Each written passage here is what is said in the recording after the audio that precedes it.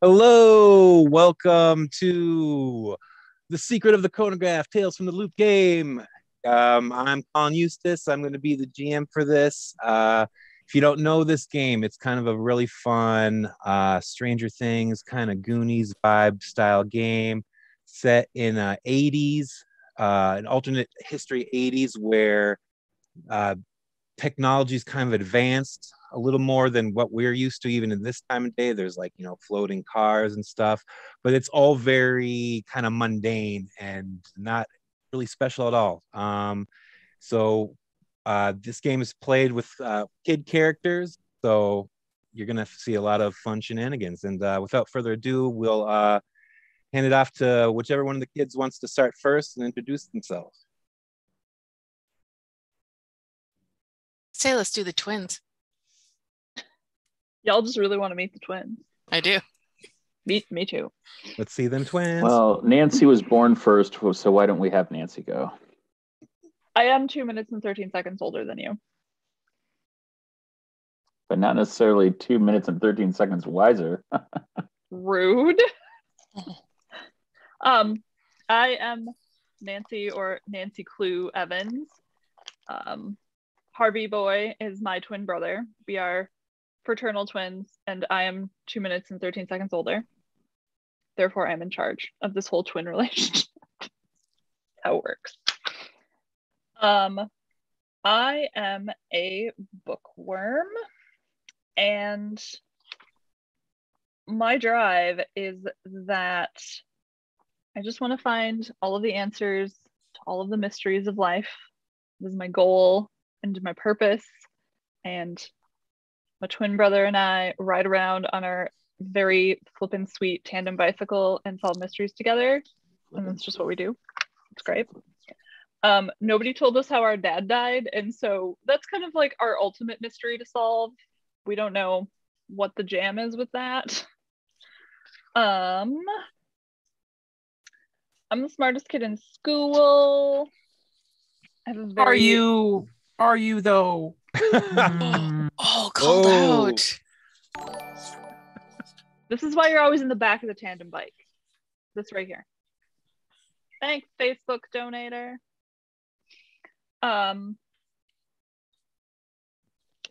What else? I have a very sweet magnifying glass. I have a very cool, like, one of those windbreaker wind suits, and a very cool side pony, and a fanny pack that I keep all of my clues for my mysteries / super sweet holographic Lisa Frank sticker collection in. We do relationships together, right? After we kind of are all introduced. Mm-hmm. Yes. Yeah. Okay, cool. That's me. We're going through stats. Yeah. We could read that Okay. off the... I have 3 in body, 3 in tech, 3 in heart, and 4 in mind. My skills are sneaking, moving, calculating, leading, investigating, and comprehending. Investigating, comprehending, and calculate are my special skills, key skills. Good. How old are you, Nancy? I'm 13. And just 2 minutes and 13 seconds. Contrary to popular belief, my darling sister Nancy, despite that she's 2 minutes and 13 seconds older, I think she's older because she's getting senile because I'm the smartest kid in school. Also, Are you though? Are you though? I mean, really? Come Pay on. attention to the creepy guy in the dark. My drive, life's a mystery, and I am going to solve it first. Our dad's Are dead. you? We don't know how. I don't like that guy. I'm over it. I have a 2 in body, a 3 in tech, a 3 in heart, and a 5 in mind because I am ORU micro. Micro because his brain is small. I do ride around on my sick tandem bike with my sweet, sweet sister. roll around. We're friendly rivals. She has a great magnifying glass, but I have our past father's monocle, and helps me see things. I focus on calculation. I have a sweet TI 70 calculator, Texas Instruments, one in charm, a 3 in investigate, and a 3 in comprehend. And my sister and I are friendly rivals. That's Harvey Boy Evans. Beautiful. Did you confirm that the TI-70 was the appropriate TI for the year? Yeah, I got the Texas Instruments on lock, baby. Because I would expect nothing less from you than to figure I out can say exactly that I have which won one. 2 contests in my life in reality. One of them was when I was in elementary school, and I guessed how many jelly beans were in the jelly jar. And you know what I got? I got a solar-powered calculator that was a TI. Yeah. Harvey boy. Love you, sis. Wonderful. So now Today that we're 100% both drinking Drain Murder Mystery, just so everybody is It's all good. in the. That explains a Aware of lot. Doesn't it though? Yeah. Micro also was. so now that the two Evans have gone, the Evanses have gone. It's my turn. Can't even pronounce My name. vowels. My name is, well, you can call me Micro. Everybody calls me Micro because I only have a body of 1 because I'm a very small 12-year-old. I've skipped 2 grades though, because I am the smartest person in the school. And it's not just, keep in mind, it's not just what you know, Harvey, your mind of 5. And it's not just, how good you are at investigating things. It's a combination of both. I may be small, but I am smart and I know how to use it. I have a 5 in tech, and I have a 4 in mind. I don't make friends easily, so I just do follow Harvey and Nancy around quite a bit, I'm sure.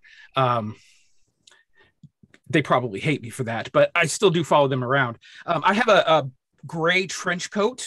And I always keep various items, all sorts of different things in little inventions that I'm working on. Because I do have, in addition to having a 3 in calculate and a 3 in comprehend, I've got a 2 in program, but I also have a 1 in tinker because I like to make things. So I've got all different gadgets and devices inside of my trench coat that I can reach in and pull out any sort of device that I need. A TI-81, that's cute. That's cute. How about my Commodore 84, not 64, 84. How about my Tiger Electronics and Television? Ooh, that's really nice, actually. Yeah, it's really nice. It's awesome. It's got the little thing, got the little. Oh yeah, that's sweet. That's really cool. I follow Harvey and Nancy around on my little electric scooter that I have, like a little razor scooter, but it's all electric. With my my trench coat and everything. But I'm a real small dude. I love it. I love it. Were you prepared for this, Colin? No. This is great. You do this every year, Colin. You know what you're getting yourself into. I know, we still but catch him by surprise. This is like a whole new batch of kids entirely now. So this is true. Wonderful. So always bring touch back. Just saying. Touch aged out. I'm sorry. Touch. What if Touch came back as a teacher? Touch is an upperclassman now, and he has bigger fish to fry. He's trying to keep his mom from dating Peter Weller RoboCop. Peter Weller RoboCop is a fiend and a miscreant, and he deserves to live his life out in the past, far away from robotics and all sorts of good technology. He just wanted to be your dad. He just wanted to be your dad. Didn't you have like a herd of cats he lived with too? Yeah, and he had a herd of cats. Yeah. Anyway. So that's for anyone wondering what we're talking about. Last year we had a game where the gang traveled through time and they found Peter Weller, and he became very enamored of them, and tagged along on many adventures. It was, He didn't become enamored with us. He became enamored with my mother. but he liked your mother solely so he could be your father. He really wanted to be your dad. He was a butthole. He wanted to be your father figure. That's right. I can't remember the rest of the lyrics to. That's probably better that way. All right. So yeah, who wants to go next? Keep the show going. I will go next. I am Benji Ball Return Roberts. I am a jock. As you can see behind me is my favorite place, the Foursquare Court. I am almost the best on my Foursquare team. I'm clearly not the smartest kid in school, but I try real hard. Yeah. Ball returns are for bowling. Are you gonna get at bowling? I'm gonna return this ball into your face. Oh, Rude. It's gonna be one of those games. It will be. All right, my drive is it's the right thing to do. My pride is no one calls me chicken. Let's see. Anchor is my brother. And my problem is my older brother refuses to go out of his room since the accident, which I'm sure we'll hear more about from Colin. Sure. I don't know. There's got to be an accident somewhere. I'm making stuff up. All right. Let's see. Do we talk about favorite songs yet? oh no, I don't think the other ones have. I feel like we skipped those things. It's very important. My favorite song is Depeche Mode. People are people. It's a good jam. That's a bop. Yes. Attributes. I have a body of 5.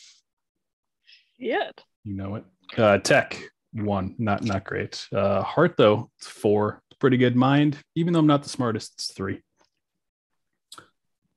How old are you? I'm sorry. I'm 13. Oh, Yeah. are we all 13 so far? I think Micro is Except for 12. Micro's 12. Yeah. Yeah. Let's Going see. on 13. Key Nancy skills. feels like she's 18. She's so old.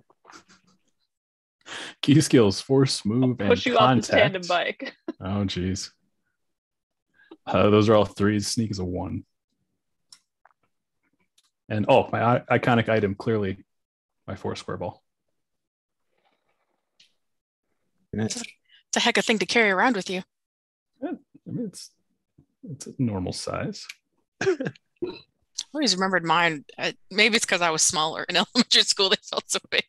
Probably. I'll go since I'm talking. I am playing Crystal Fredericks. She is 13 years old. She is one of the popular girls, but she's the everybody likes her popular girl. So she's not like going around and talking bad on people. Like she is out to make friends with everyone because her lot in life is to be famous. Her parents are getting a divorce, so she feels like if she becomes a star, then she can control her own world. So on top of that, she is obsessed with Madonna. She's got the crimped hair, she's got the purple streaks, she's got some leg warmers, bangles. She's super excited. Actually, her mom is best friends with Sandra Bernhardt, who's best friends with Madonna. She's really hoping Madonna comes over one day. It hasn't happened yet, but Whoa. fingers crossed. Might happen. Whoa. In fact, of course, obviously her favorite song is a Madonna song. She loves Lucky Star. She figures she's going to get lucky one day. She's going to be famous. And if she doesn't meet Madonna through Sandra Bernhardt, she's going to meet her on her own. So I have a 5 in heart, committed to that. 4 in mind. My body's a 3. It's okay. My tech's a 1. I'm not the brainiest person, but I know people and I know how to talk to people and I know how to make friends. So, and I carry around a skip it with me at all times because I rock at the skip it. Wonderful. All right. Very cool. Very cool.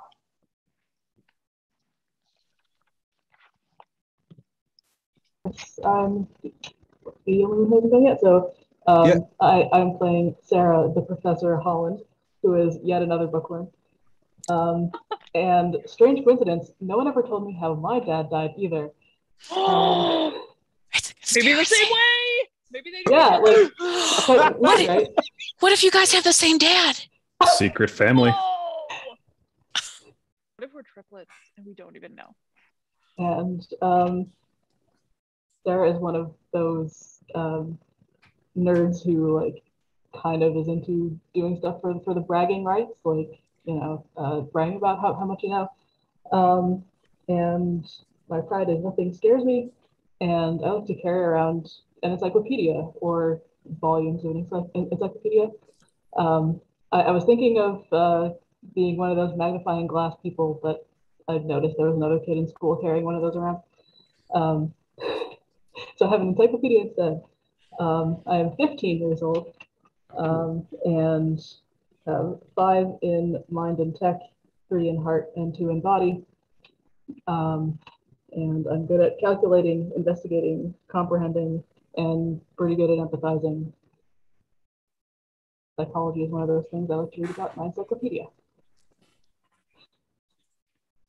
Very cool. Very cool. How old did you say you were? 15. 15? 15? Yep. Okay. Thank you. All right. All right. So if we're all good and everyone's kind of settled, we'll start the mystery.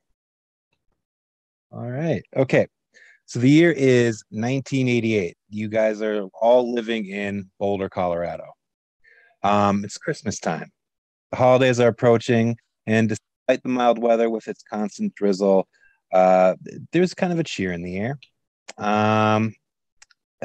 You guys are all hanging out at school, all maybe dreaming of running home to eat some gingerbread or see if mom's got the turkey out of the oven and all the gravy and stuff. I don't know. So yeah, it's a good time. And everyone's kind of in good cheer. You guys are all, it's kind of coming to the long end of a day.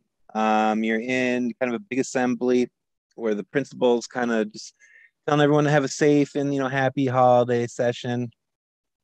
And yeah, as you guys are leaving, you notice there's one of the teachers in school. His name is Mr. Hernandez, Martin Hernandez. He's lately been sporting kind of a weird hat lately. Some might say it looks like a bicycle helmet with like Christmas lights on it. And you guys see as the assembly's kind of breaking, some kids are kind of laughing and making jokes about him and saying that, oh, I heard he lost his house. He's living out in the hunter's lodge behind, the so-and-so and some other things. And as you guys are all kind of getting ready to leave, he kind of catches your eye and he's like, hey, kids, have a good holiday. Harvey boy, one day you'll be the smartest. Not yet, though. Damn. And he's like, Micro, you're really smart. You're so young. Fired. And yeah, and he hit his head one too many times. But yeah. So, anyways, yeah, the day is ending, and yeah, so you guys are all kind of hanging out, and you've heard some stuff, kind of some weird things going on around the town. Some of the kids are talking about that as well, aside from the teacher. You've all noticed a lot of posters being put up in school, even advertising for like people missing their pets. And, if you could please help, if you find this is the number to call. Maybe even one of you has recently lost a pet and might even be ready to put up a flyer as you guys are all kind of getting ready to head out. If one of you wants to maybe have a pet. Yeah, my dog Bitey is missing. I mean, he wasn't the Bitey? Yeah, he didn't obey you all the time, but I mean, he's pretty nice when he wasn't chewing on you. Very cool. Yeah, so Bitey, you're putting your thing up for Bitey, and yeah, as some kid maybe comes up and reads that, and he's like, "Hey, did you hear about all the weird animal carcasses they're finding out in the woods?" Wait, what? I'm sure it's not your dog. Have a good Christmas. Where? In the woods, by the old hunting lodge. Don't worry. Oh, I hear there's a. You say the hunting lodge? I hear there's a weird creepy guy living there. Yeah, it's Mr. Hernandez. Oh. Yeah. Oh, that's a lot of Colin, information. the fact that this is a Christmas adjacent module and you did not alert me to that fact makes me quite cross with you and also very fucking excited. We went heavy into the Christmas theme this year.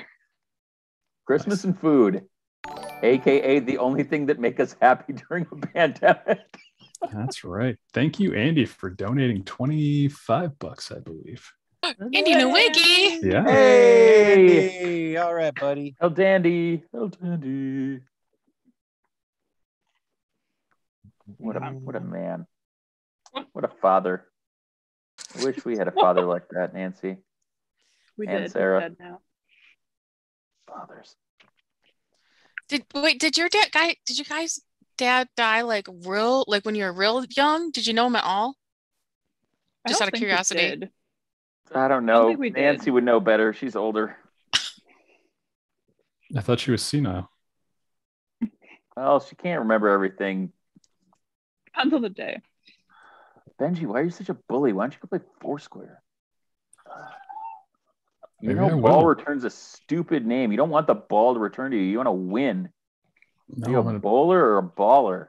make the ball return to them, and then I win. I think our dad is probably like, I think he probably died when we were young. So it was kind of that whole like, nobody really told us what happened. And it was the whole like, oh, dad's gone away. And like that sort of bullshit thing that people do to kids where they're just like, oh, you can't understand death. So here's like a bullshit excuse that'll traumatize you more. Maybe you guys have little memories of him. Yeah, he did not go to live on a farm, though. I know that much. Dad The nice hated farm farming. A nice farm in the country. As you guys are City.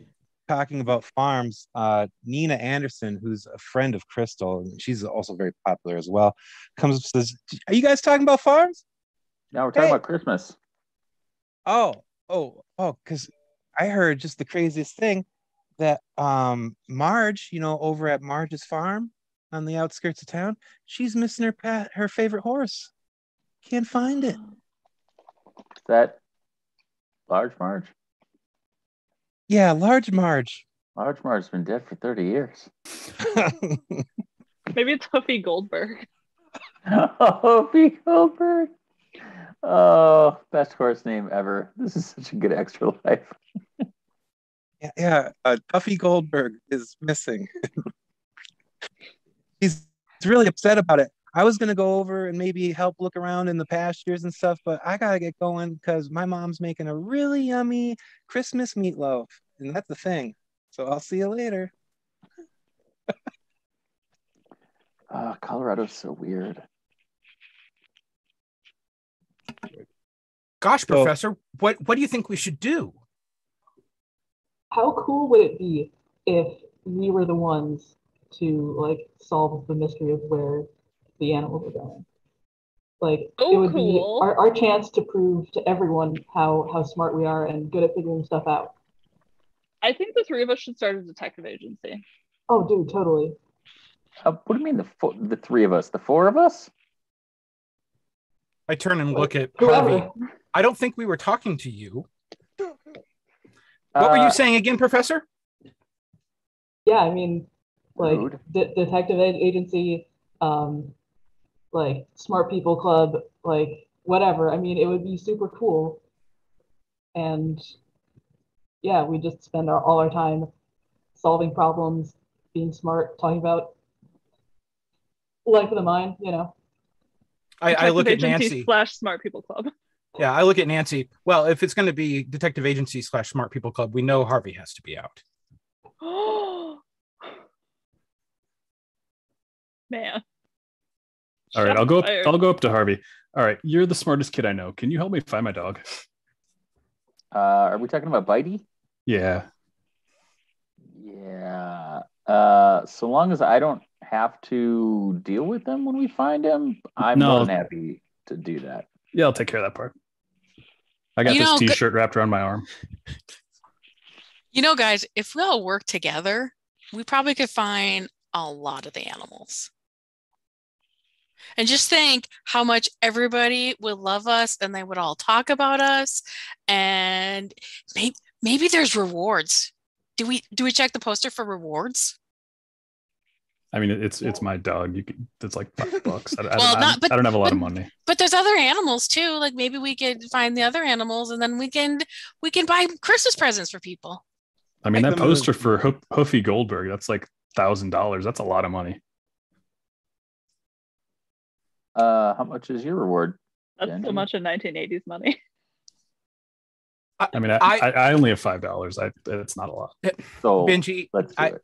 I think we'd all agree that. I'm sorry, Micro. I don't believe that he was addressing the smartest person in school. He's just addressing the smartest person he knows. He hasn't met me yet. We don't know each other very well.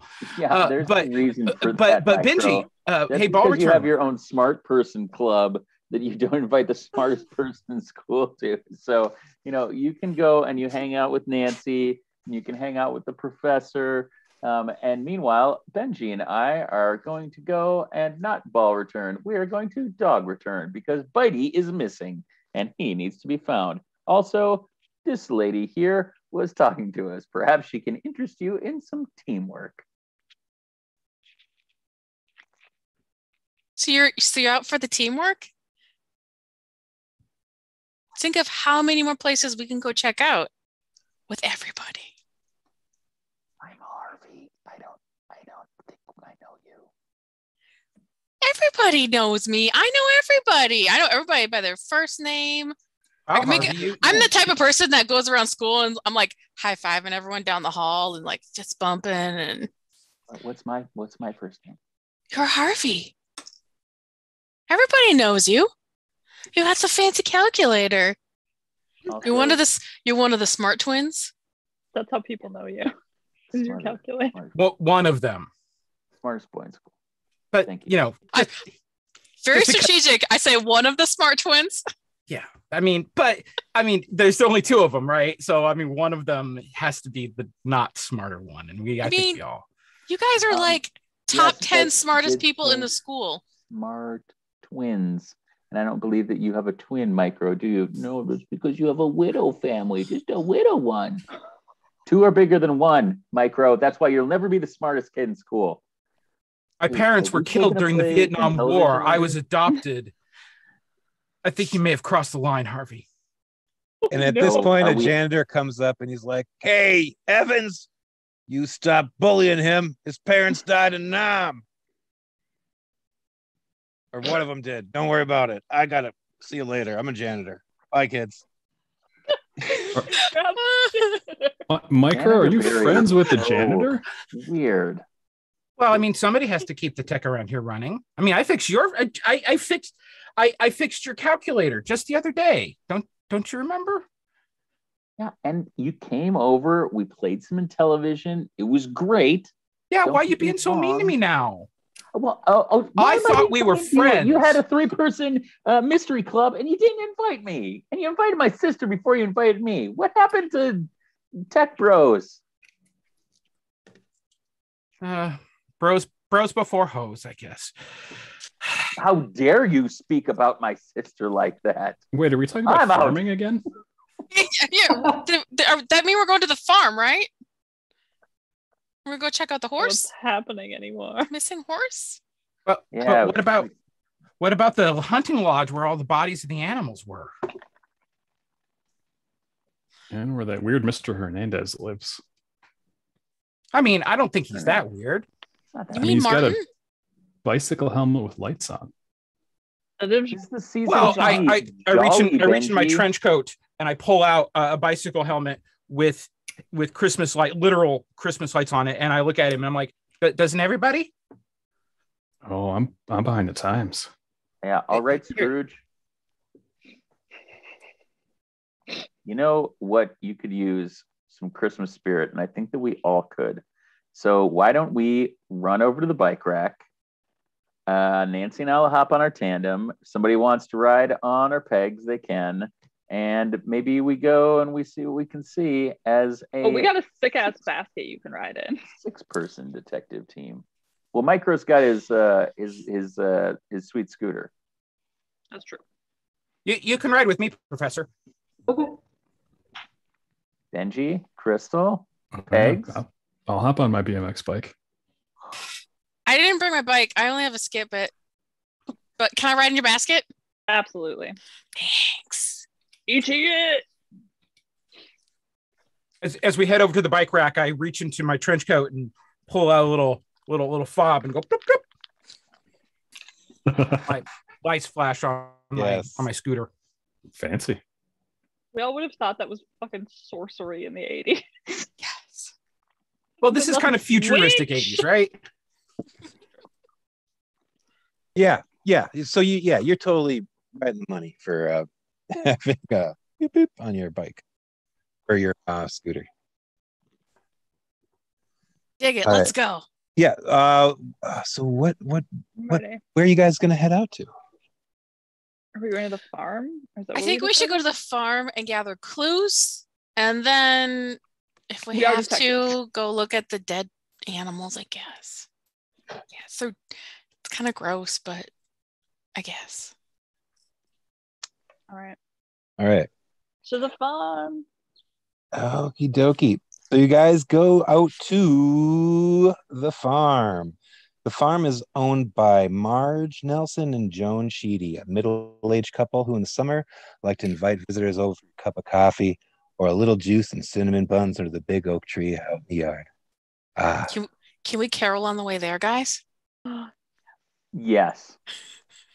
The farm consists of a house with an enormous veranda, an attached greenhouse, as well as various farm buildings. There's a barn with cows, a small stable with a pasture attached to it. There's a hen house and a large swath of land where they are growing corn. When you guys get there, you notice that the couple are very stressed and don't seem too preoccupied with like looking at the livestock, but they are.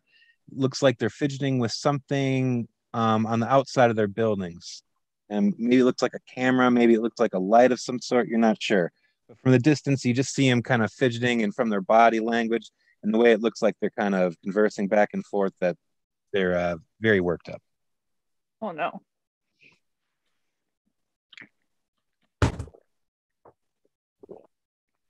Can I figure out their can I use like my I don't know tech and tinkering to kind of figure out what kind of tech they're putting up? Okay. So when you give me a roll on tech, and just I'll need just the one success. So just roll me one. And a success is a 6, right? Yep. I got 2 6s.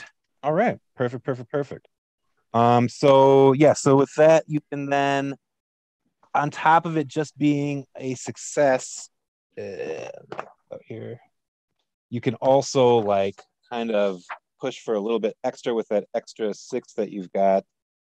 So like, there's all the bonus things. So you could ask one more additional question of like what the tech is that they're doing.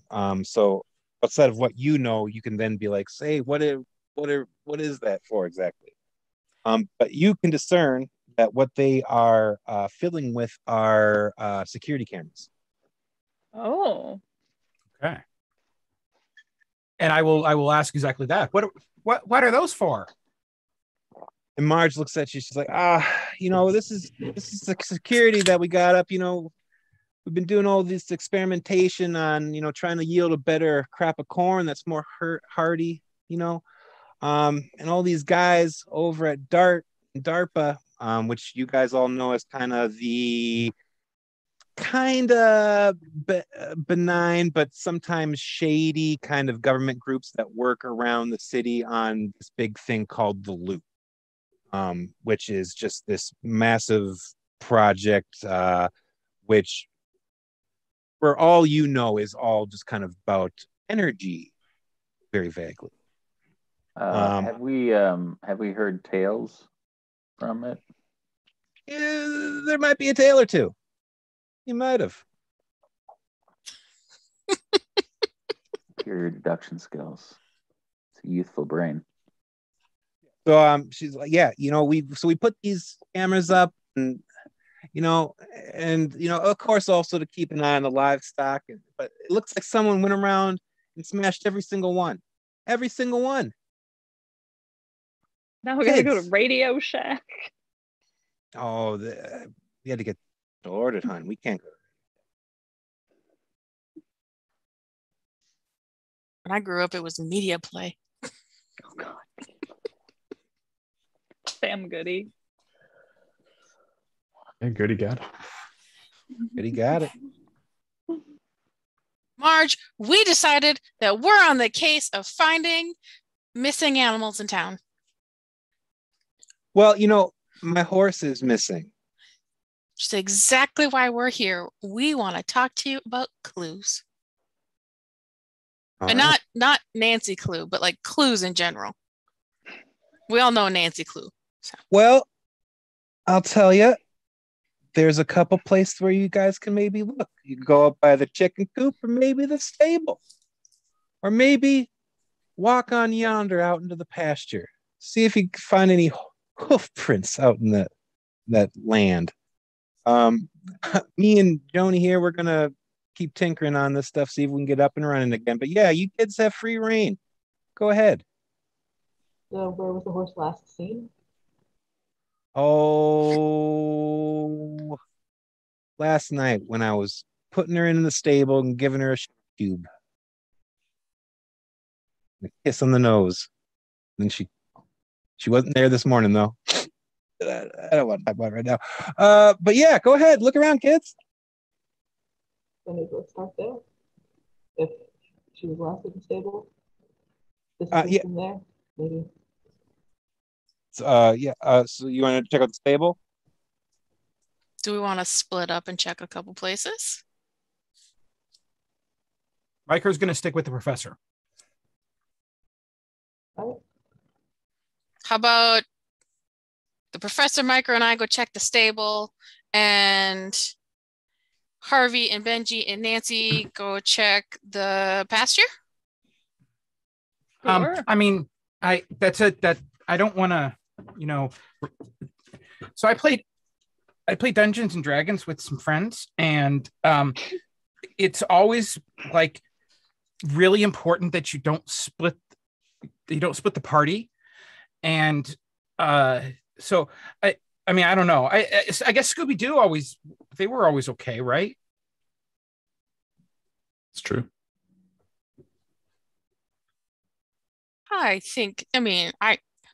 It's daylight. I think we're okay.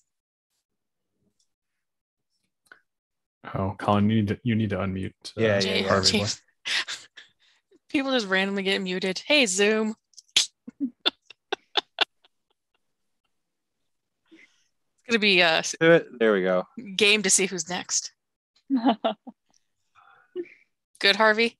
Trying to be respectful of my peers by muting when I'm not needed. Then it wouldn't let me unmute. Yeah. Whatever. Back. Figure it out. I'm ready. Okay. Thanks, Colin. You're the best. Yeah. I don't want to make anyone feel scared, but I think it's still daylight. I think we're okay, but we don't have to. We're a group now. We're a team. What does a team want to do? Find the animals.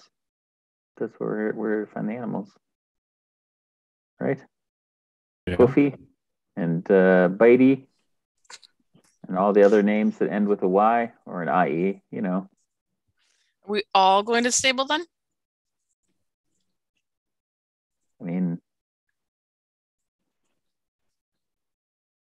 I was only offered money from Benji. So I don't know what case we're taking up here, but I think it would be good to maybe make a decision on what case we're taking on so that we're not getting distracted. We're going to take them all on. What if they're all in the same place? Yeah. That's what I think. I bet, Harvey, I bet that they're all related. us. And there's so many wanted posters. We just have to add it all up later. Think about how much money that's going to be. You could probably buy another calculator. I mean, it's what, 3,000? 2,600. Yeah, it's 3,000 for the horse, right? Yeah. Oh, 3,005 with bail return. Ball return. Yeah. Bail return. Bitey's the big one. We could do it. We're a team. We could do it. We are a team. All right, team. Let's go see what this stable has to offer. All right. So you guys walk over to the stable. Joan sees that you're heading out there. She's like, "Oh, wait a second." She walks up to the stable door. She's like, "Enter!" And then you hear this beep beep, and the stable doors. What? And she's like, she gives you a little wink, like, "Yeah, I know." Thanks, Joan. And yeah. If anyone wants to give me a tinker or calculate roll. I'll give you tinker roll. Actually, give you a calculate roll. That's Calculate as well. Now, do I just roll calculate 3 dice for calculate, or do I roll 3 dice calculate plus something else? Just choose whichever one you want to do and then roll the dice. Okay. I thought it would be calculate plus tech, wouldn't it? Or is that not right? Yeah, doesn't it? You take the dice from the attributes plus the dice from the skill? Yeah. You're right. It always takes me every year. I have to think about it all the time again. Yeah, I like play this like 2 times a year. Right. So yeah, however many dice you have in tech, and then add however many dice you have in the skill, and that's how many you roll. Yeah. 3 successes. 3 sixes. Nice. Okay. Well, right off the bat, that's the Portage 5,000. I didn't know those were available commercially yet. But you can also see, looking at the doors and how awesome the doors are above them, there are 3 security cameras, and you can tell that they've been shot down with air rifles. In fact, you've seen the pellets now in the dirt. Who knows about air rifles? Not me. Who do we know that has air rifles? Benji, any of your friends? Oh, I don't know. Let's roll contact and we'll find out. So that's 3 and 4.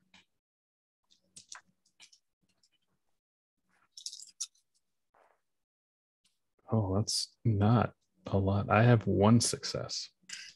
Well, I do kind of know everybody in town. So hold on, let me think. I might know someone. Because I'm rolling 6 dice. I rolled 7. Did you really? Yeah, that's what I do. I have 3 sixes. 3 sixes. Oh, geez. Okay. With that, you've got some uncles who are super duper into hunting and stuff like that. But you know that most of the hunters in the area spend most of their time kind of north of where you are, north of the town, which is where like the Hunter's Lodge is, which used to be kind of a communal hunting shack that everyone kind of used and would keep, kind of upkeep for the next group to come by.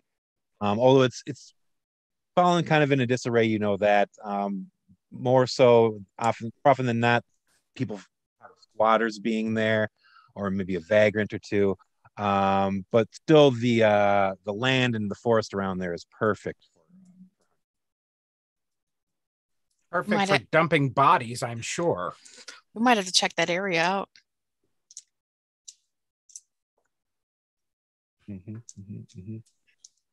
Okay, who's brave? Who's going in first? Nancy's older.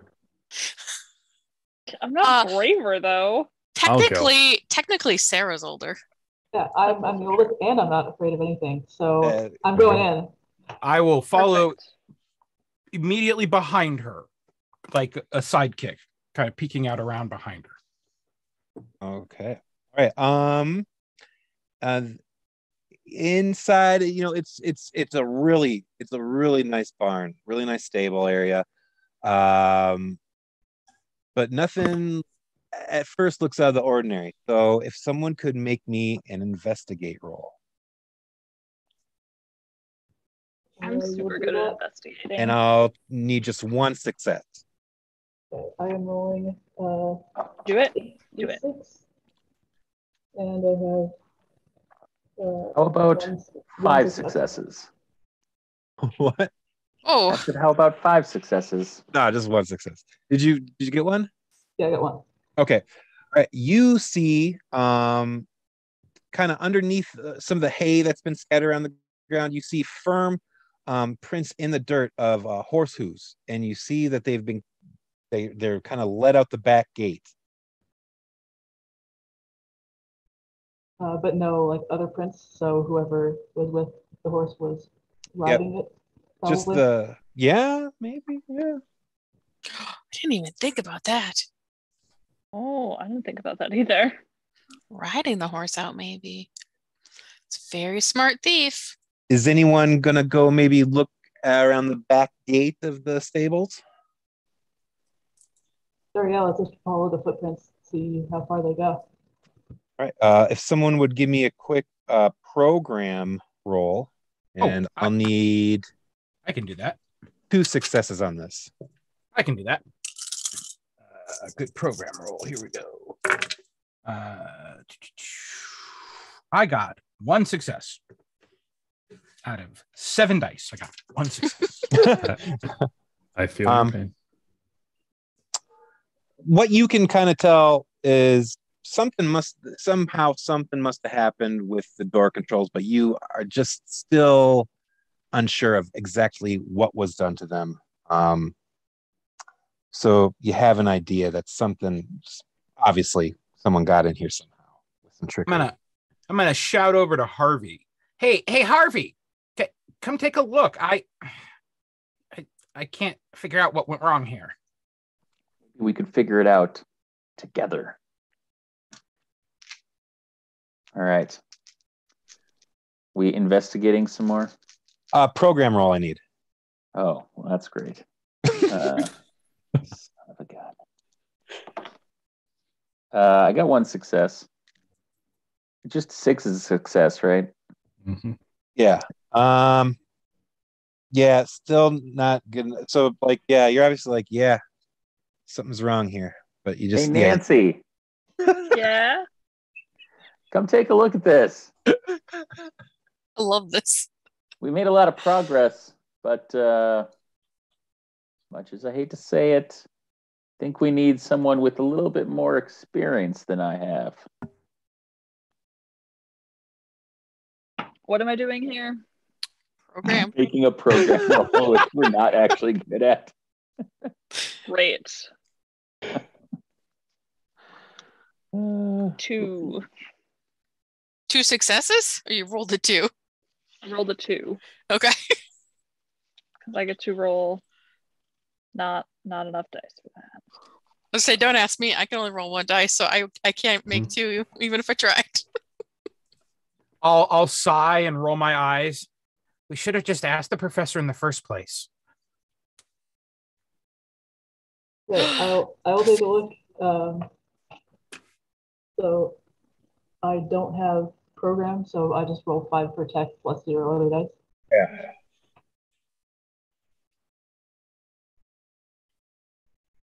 Oh, that's 2 successes.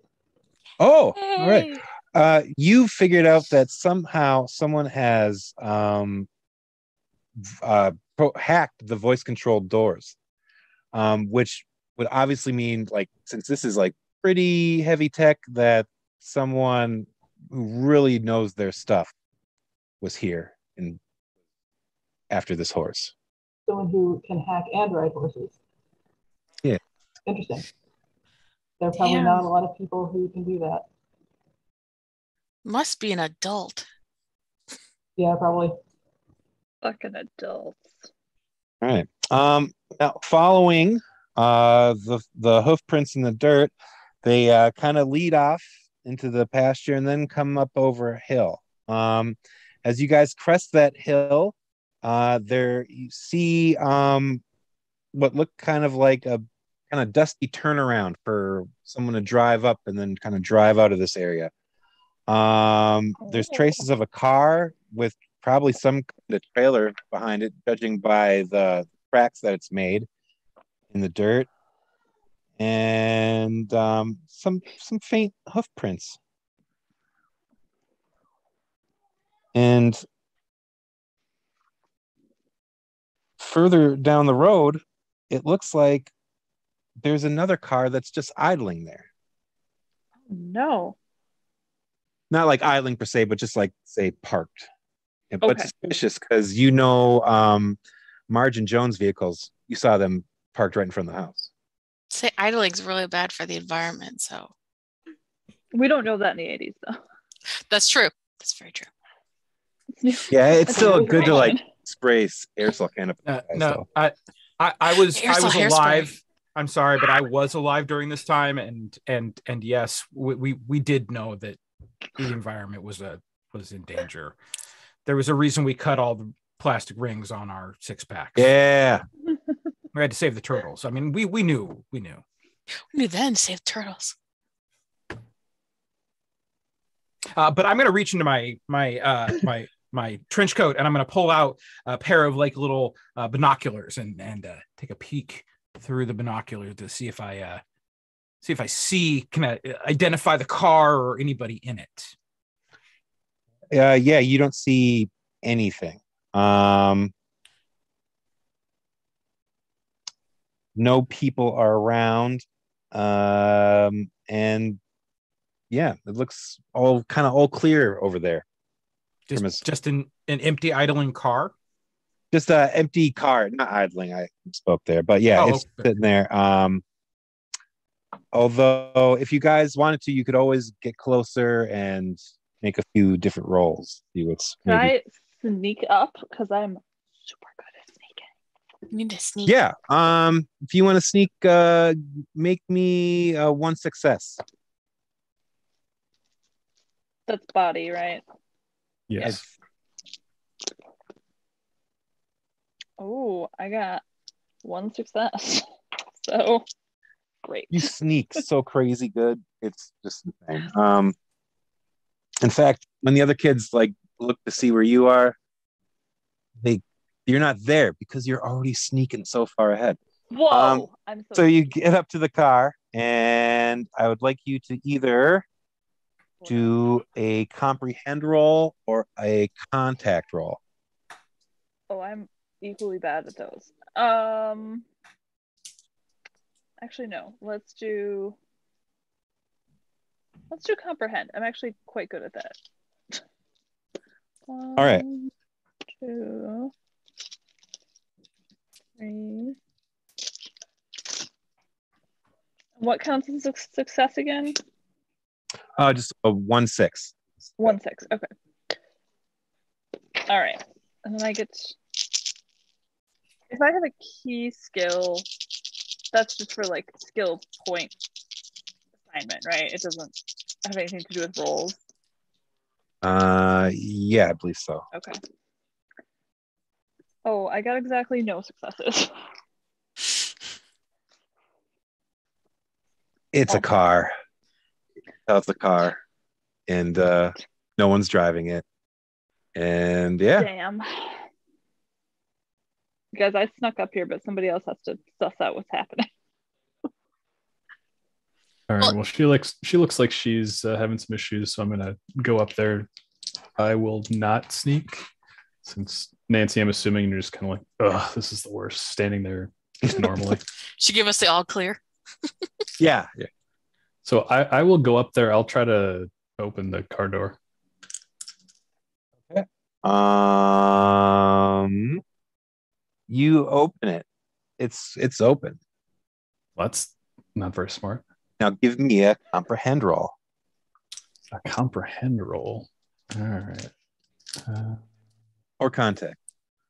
Or contact. I will definitely do contact because that is 7 dice. How many 6s do I need? Can it be 1? Yeah, just 1. Excellent, because that's exactly how many I got. All right. You recognize this car. This belongs to your Uncle Lou, who owns the local gas station / car rental service. Oh, well, that doesn't help at all. I guess we can go maybe talk to Uncle Lou to see who rented the car. I don't know. He doesn't like to talk about work. Oh, if he's anything like Uncle Gary. Are the keys in the car? You've noticed that the key is on the front driver's side tire, kind of like someone stashed it there for later use. Okay. Does anybody know how to drive? I'm only 13, so no. Bet you the professor might. Do you have your learner's permit? Not yet. I only know how to drive in video games. It's gotta be the same, more than right? I feel like that's related. I think you could totally do it. Close enough. We just jam all of us kids in the back seat. I believe in you, Professor. What kind of car is that? Shotgun. Or do we need Micro to control the pedals? It's like a station wagon. Under there. Oh, I Win get for back the seats. win. Wood panels. Does it have wood panels? Yeah. Wood panels, and the Rear metal view is a paint. wonderful kind of like creamy yellow paint. Ooh. Nice. So Nancy and Benji are in the unsafe backseat. The rear reverse seat, yeah. Yeah. Once we get Someone in the call car, Boone. where would we go with it? We gotta go see Uncle Lou. Yeah, we got to go to the car rental place. I'm sure he'll be super happy we returned the car. Maybe we'll get a reward. Maybe. Or we could go there on foot and tell him that we found we found his lost car. We solved the mystery of the lost car, which we didn't know existed. And It's true. then he might give us a reward without risking crashing the car. That's less exciting, but I guess we could do it that way. Can I take a look around the car, like around where the wheel was, where you said the keys were stashed? Mm-hmm. Do I see any footprints? I'm gonna get out my like headgear that I have that has the little glasses that have the little kind of zoom out things, and I'm gonna like look all across the ground around the car to see if there are any footprints that don't match any of our footprints. Yeah, you can see that there's a set of prints that's kind of lead around the car back and then off into kind of the woods heading north, and then another looks like the same set kind of was walking towards where your group had been when you first noticed in the dirt that there might have been like the tracks of a trailer and another car. And yeah, Professor, look here. I found tracks. Excellent.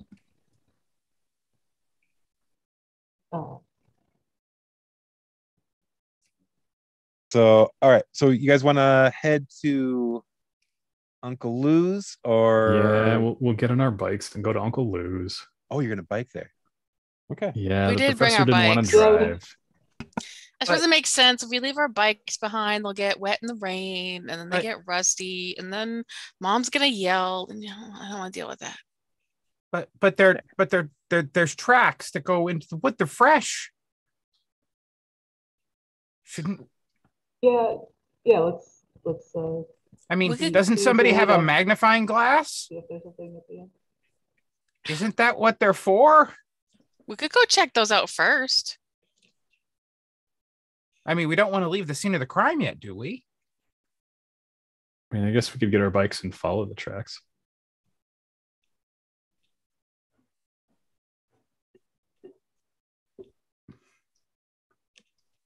I'm down. All right. Nancy, you in? Heck yeah. All right. I don't know where my brother went. He's gone. Probably a doggo situation. No, doggos are at grandma's Oh, and I don't know. for the weekend. They're getting spoiled. Then not that. I'm guessing bathroom break. He's As been my running and playing all day. As my father used to say, he's off using the little boy's bush. My dad called it the library. Grab paper, off to the library. Good. Classic. Classic dad. It was perfect. All right. Well, let's assume he's with. Yeah. So assuming that he's with you guys, all start to. Where's Zach? Hey! You went to the library, didn't you? See if you can unmute yourself. Yeah. I can. We did. Let's go loose. Let's ride our bikes. We're gonna follow some fresh tracks into the woods, so we gotta push them through the woods. Let's use our magnifying glasses and monocles. All right. Well, you guys follow the tracks as far as they kind of can go before the undergrowth and stuff kind of makes it very impossible to follow them anymore. They just kind of head off into the woods, and you kind of got the idea that probably the best thing to do now would maybe head off to Uncle Lou's. All right. Good thing I have this key. Let's go. All right. So you guys make it there. It's a pretty nice little place.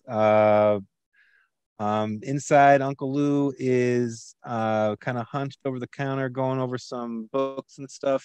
He looks up. He's like, "Benji, my boy, hey, give me a kiss No, that's weird. on the cheek." That's not a thing. What's happening? All right, I see you got your friends with. You can't be cool. All righty. All right. Uncle Lou, are you missing like a wood paneled station wagon? The brown bomber? Yeah. Yeah. We found it. Kidding. Yeah, it's out behind Marge's place, the farm. Here's the key. Well, why would it be out there? I rented that sucker to Martin Hernandez. You didn't see him over there, did you? I did not. Why is he leaving that car? Give the guy a call, but he doesn't have a phone out there. He's staying at the lodge, I hear. I'll have to leave word with the school, I guess. But thanks for bringing that key. I'll go out there. We'll send some boys out there to pick that up. All right, sounds good. Thanks. Yeah. Hey, are you going to be around this weekend? I mean, probably. Toss the ball around, huh? Sure. All right. You're my favorite, Benji. He gives you a wink. Aw. See you later. See ya, buddy. Oh, hey, here. Have a ring ding. Everyone gets a ring ding. Ring dings, ring dings, ring dings. Ding. You guys want a yoo-hoo? On the house. Yeah. All right. So replenished with ring dings and I want a yoo-hoos. yoo-hoo. Benji, your uncle's awesome. Yeah, he's pretty okay. Way better than Uncle Gary and his fun juice. Oh God, Uncle Gary's the worst. This yoo-hoo tastes funny. Also, way can't handle this better yoo-hoo. than Uncle Peter Weller. Daddy Peter. Not an Daddy uncle. Peter Will. Daddy Weller. Daddy Weller. I'm sure that has triggered some like kink notification search out there for somebody, and they're now watching this. So thanks for that call. Anytime. All right. So you guys kind of got the idea to head to the Hunter's Lodge. So I'm going to assume you're going to bike out there. Yep. Yes. All right. So north of the town in the deep dark woods, there lies an old Hunter's Lodge with an attached wooden tower. Ooh. It's mainly used by local hunters because this area has a lot of active wildlife in it. And it's kind of encouraged for people, the locals, to hunt in this area by DARPA because they don't want any of their technical installations in the area to maybe be futzed with by like a deer or something, or a raccoon, whatever. Filling the tandem bike pick. Where's the tandem bike pick? It was up and I then it's literally gone. just almost sprayed gin out of my nose. It burned so bad. That's delightful. That is amazing. We're having Yeah. such a nice time. We're having That's such awesome. a nice time. Oh, that's gorgeous. It's a very simple little lodge. It can best be compared to a small wooden shed. It contains a bunk bed with some sleeping bags on it. There's a table with 2 chairs, a glass plate, or a gas plate, a little gas stove and stuff like that, cabinets. And yeah, it's just a kind of little cozy, no nonsense little wooden shack. So is the door just wide open when we just walked in? It's got nice big windows, so you guys kind of walked up and can see right in. Although it's not really a place. There's probably no lock on this. It's very much open for public use. That hot plate seems really unsafe. You do notice there is kind of what would have been an old root cellar, kind of basement. There are some windows going down there. Can we see anything in there? And yeah, a lot of animal cages. Oh no. Filled with animals? They're empty. That's not better. Okay. You also notice that the floor of the root cellar is dirt, and there happens to be, looks like someone's been doing some digging in there. Oh no, it's not a thing anybody's ever said. I don't know what the fuck that was. I'm sorry. It was the gin talking. Do we see? I think we need to bust our way in. All right, I can try to force that open. Are you strong? Are you the strongest of us? Because we're all a bunch of nerds. I am. I have a 5 in body and a 3 in force. Oh man, it's all that Foursquare. I know. Slap that ball. Just got guns, Force square. So 8 dice. How many successes do I need? Straight up arms. 1. You just need 1. Oh, good, because I got 1. All right, we're doing it. Almost right, needed it. You make your way in there, and going down into there, you see kind of a lot of clues that all the missing posters you've been seeing for animals maybe are leading just to this moment. Find a lot of collars. Some with little doggy bones on them, some with little catty paws and the names of certain little animals you might recognize from friends or just neighborhood kind of dealings. Is Bitey's collar in there? No. Good. Big But not so good for the rest of these poor animals. No, it also means our first job hasn't been very successful. No one said we were good detectives. We were just detectives.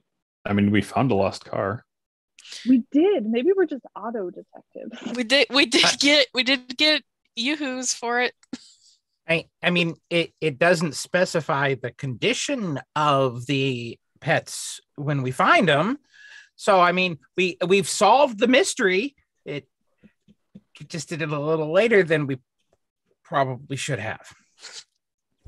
We might not get the rewards if we only bring back collars. Well, they'll at least have the piece of knowing that the cloak. Thank you, Nancy. That's exactly right. That's true. That's true. And they will be happy and they will remember us for future investigative tasks. We need business cards. I found out fanny pack with one out. I found out today that the D&D equivalent of a business card is a mini scroll. That makes sense. That checks out. Needed one for my sewing business. Someone give me an investigate roll. Okay, you guys, I'm super good at that, I swear. Last time I was not very good at that, but And just one success on. Oh yeah. I can get one success. I say as I don't get any probably. Believe in you, Nancy. I appreciate that. 1, 2, 3. fucking math fly. 4. Okay. Are you counting dice? You're having a hard time counting dice. Yeah. Oh, I got so many successes. We're fine. All right. Looking around down there, you see little kind of box. Opening these boxes, you find what look like air rifle darts. Oh no. And if anyone would want to give me a comprehend roll, and I'll need 2 successes. I'm okay at that. If someone else is better. I'm also super good at that. I got 3 successes. Yay! Perfect. Nice job, Harvey. Using your powers of deduction and your detective intellect that rivals Bruce Wayne, you find that there's sleeping medicine on the tips of these air rifle darts. What? Uncool. Also, with that initial investigate roll, you notice that there's kind of what looks like you recognize them as what would be like the marks of the trailer, what you thought was the trailer back at the farmhouse, but somehow these are down in the root cellar, and you see these tracks going back upstairs and heading outside behind the cabin.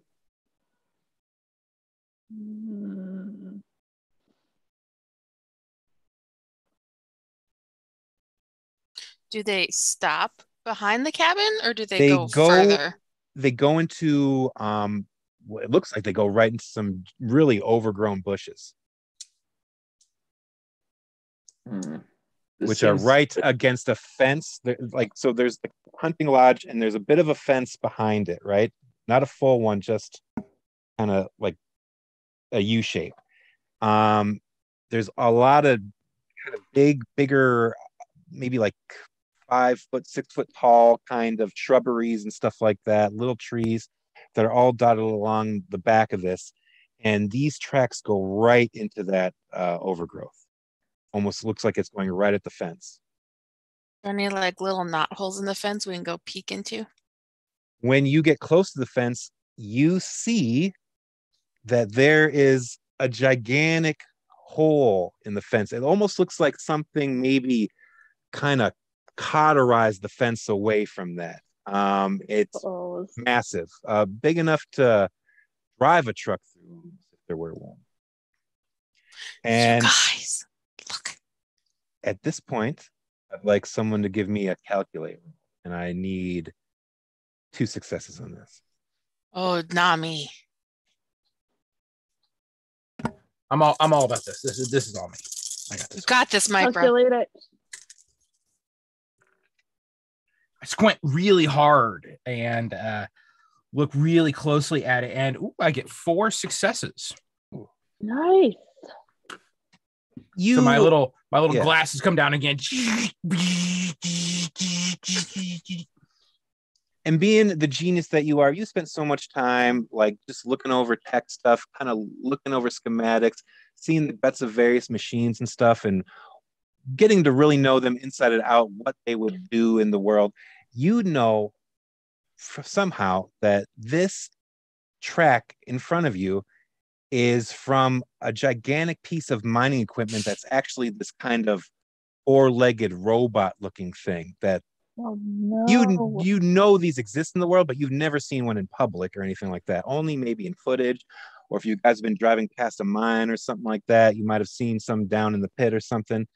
But you know these are about 7 foot tall, and they look like just kind of 4-legged squat robot spiders that are used primarily for picking and hauling things. Guys, this isn't like, okay, this has got to stay. This is about the company, right? We all know the company, right? We know the company. Yeah. So my dad was working on this mining equipment, and there's this kind of mining machine that makes these kind of holes exactly like this. I was looking at the blueprints in his office one day when he I mean, I wasn't supposed to be in there, but don't tell anybody, okay? Shh. But this is like high-tech robotic spider kind of thing that can crawl around. It's so cool. That sounds So you're saying kind of dangerous. big spider? Big robot spider. Ew.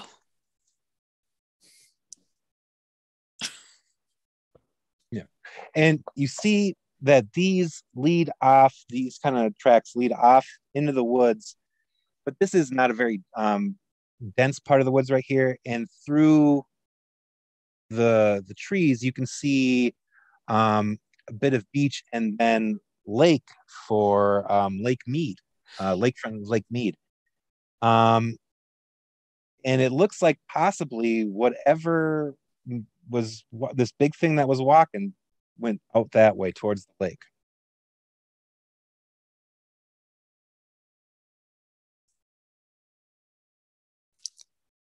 Also, it's getting very late,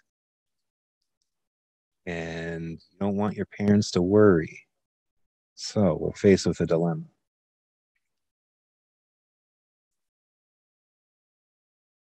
What do you guys think? I should probably be getting home. It's late.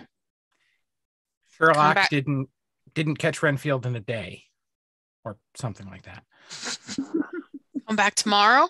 I don't know who that is.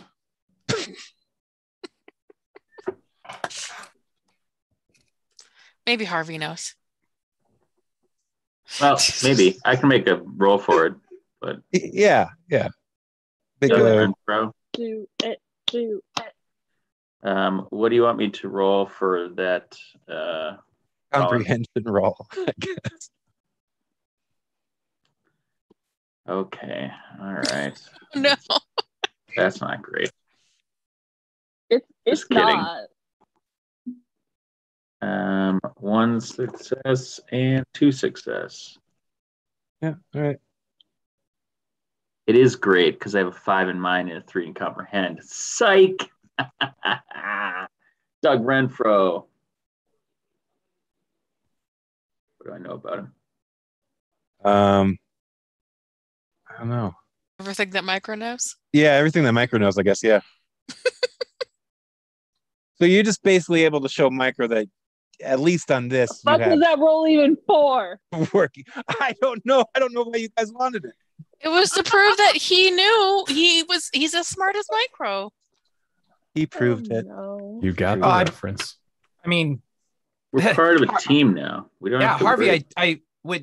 I showed you the same plans when we were over playing in television. Yeah, that's true. Yeah. I mean, of course. Tiger Electronics is going to last forever as the greatest video game company of all time. Forever. Tiger for life. They're This going is to the make alternate, handheld electronics. and this is the alternate universe where that's true. Yeah, it could happen. It could Oh happen. man, I wish I had a Tiger phone right now. It'd be amazing. I don't know. Big Tandy's button going to give them a run for their money. I tell you, Tandy's going to give them a run for their money. Making dreams come true. They have the entire weight of Radio Shack behind them. Yes. I mean, I'm the one that owns the Intellivision, Harvey. You know I'm standing with you, but I'm telling you, they gotta look out for Tandy. It's fair. And as you guys are having this discussion about Tiger Electronics and television, Spirited discussion. And Tandy. it starts to raining. Oh no. And your stomachs are starting to growl. Your boots and your gloves are getting soaked through. It's maybe Damn. time to head in for the night. It's the evening. Parents are probably worried. You guys- I press a little button inside of my my trench coat, and a automatic raincoat arm comes out, and a little big umbrella pops out. It's big enough for everybody to gather under as we huddle together underneath it and walk home in the rain. Wonderful. All right. So you guys are walking home in the rain, and it's kind of a nice downpour coming. The steady, sounds like, rain stick kind of happening. Suddenly the rain ceases, as if the world is taking a breath and everything is quiet. Then out of nowhere, the sky fills with thick snowflakes, a lashing wind, and what seems like sand. You get sand in your mouths while your cheeks are thrashed raw by the winds. A sharp lightning flash lights up the sky, and then everything is dark. Light on the horizon from the small lit cabins on the other side of the water are blurred. Suddenly, an enormous ship appears in a haze of electrical discharges. Several hundred meters long, metal is bending. Parts are coming loose as this thing falls down into the water, which looks like all of a sudden it's boiling. Your ears ache and your nostrils are filled with ozone. The machine seems to fall with a metallic roar. And then the entire scene is gone. The wind is still. The only thing that remains are a few snowflakes that quickly melt away with the drizzle and clothes that are covered with mud. All of you guys feel very ill all of a sudden. Some of you might have vomited. Some of you might be experiencing pain in your joints. Someone might have a nosebleed. And all of you have a pounding headache. You are wet and frozen. You don't know what that is, but you know it was something important. So right now you can choose to go home, rest up, and see what this was, or you can stay out all night long, head down to the water. Hey, gang, that felt like it was something important. You guys saw that, right? Yeah. Did that actually happen? Was that the Yoo-hoo? It was a Christmas miracle. I told you it tasted funny. Benji, did your uncle give us spiked Yoo-hoo? And he usually doesn't. Just that one time. One time it happened. So as a player, let me ask, is there evidence? Do any of us see evidence that this transpired? Is there any, now that this thing has passed and we're kind of recovering, do we see did this really happen? Do we see, is there like disturbance on the lake or anything like that, disturbance on the water, or any remnants of this crash? No, there's nothing, no trace of anything. Everything looks still and as it was before that whole episode happened.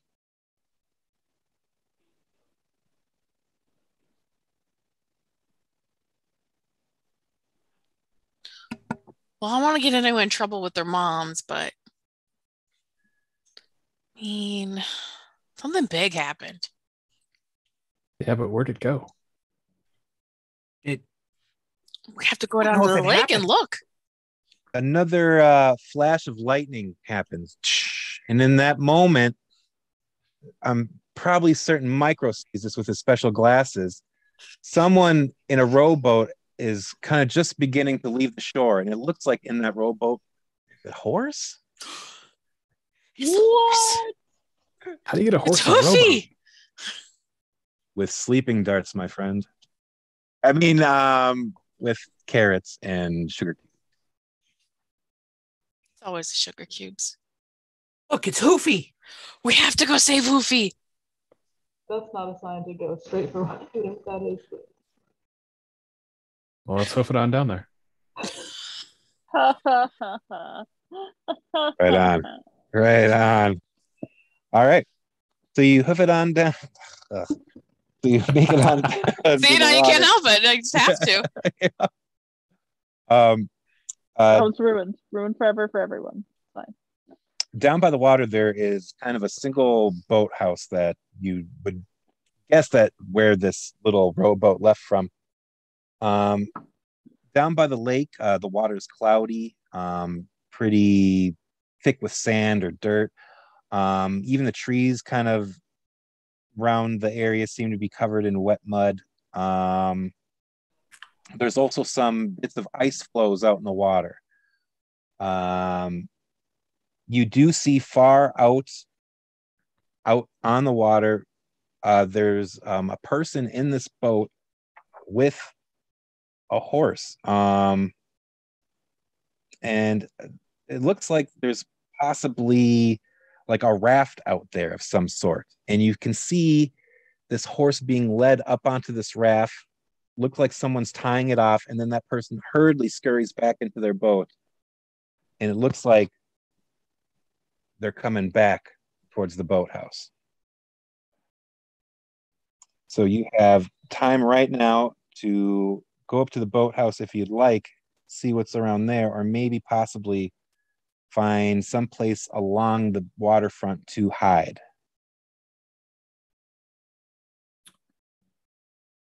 Hmm. Well, we could hide behind the boathouse Right. and confront. Is this person wearing a bike helmet with lights on it? Give me an investigation roll. Oh, that's going to work out. Well, I have 3 dice. I'll take 1 success. Yeah, you'll get none. Okay. All right. Yeah, it's just a little too foggy possibly for you to make out if the person's wearing a cool helmet or not. All right, but you're by the boathouse. The boathouse is a dilapidated shack, kind of a mix of wood and tin with dried tar and thick black kind of paint, probably toxic back in the day. It's built between some rocks and has been reinforced with robust metal doors. A real new strange kind of thing. You've never seen this before, but there's now barbed wire kind of set up all around this house. Yeah, and makes it almost look like it's set up to make it difficult to climb into this place from the water. The house itself contains 2 rooms. One is the main boathouse, the other, which would be kind of the little landing area where you lay your boat into the water and then go out from there. All windows of this place have been boarded up with large plywood boards, which is very so yeah, something's going on here. Uh-oh. All right, smart people, what do we do now? Well, we can. Are there exterior doors on the boathouse? Mm-hmm. There We are. should station ourselves at the doors and jump anyone who comes out. Okay. Swing my skip it around. Can use it as a. You can kill someone with a skip it. I'm saying, yeah. You could legitimately murder somebody with a skip it if the need arose. This is why I have Like, to wear the skip it leg warmers because they protect the murdered legs. Uncoordinated childhood ankles from age like 9 to 13. You didn't clip yourself with the ball end, you tripped yourself on the actual thing. Yeah, and then fell down and like scun up your knees and stuff. What a terrible toy. Why was it a thing people sold? Was Like that lawn any darts. is that any better than the what was the ball with the plastic, looks like Saturn? You stand on it. Oh, You know what I'm talking about? Yes. I can't think of what that's called now. Isn't it Valent something? I don't remember. It was terrible.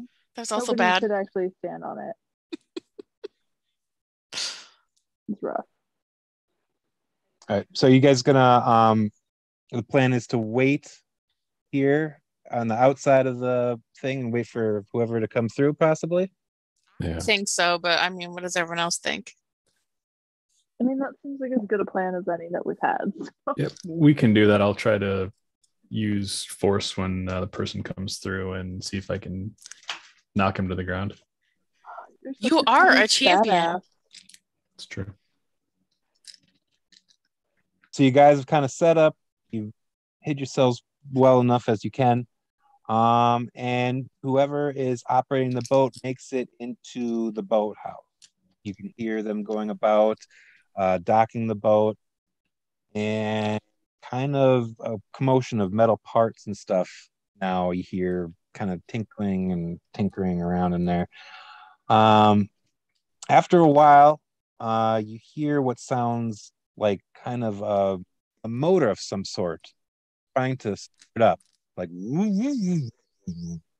Like a boat motor. Doesn't exactly sound like a boat motor. It sounds just like there's more of energy to it instead of like someone turning an engine, like someone's trying to charge something up possibly with a lot of power. All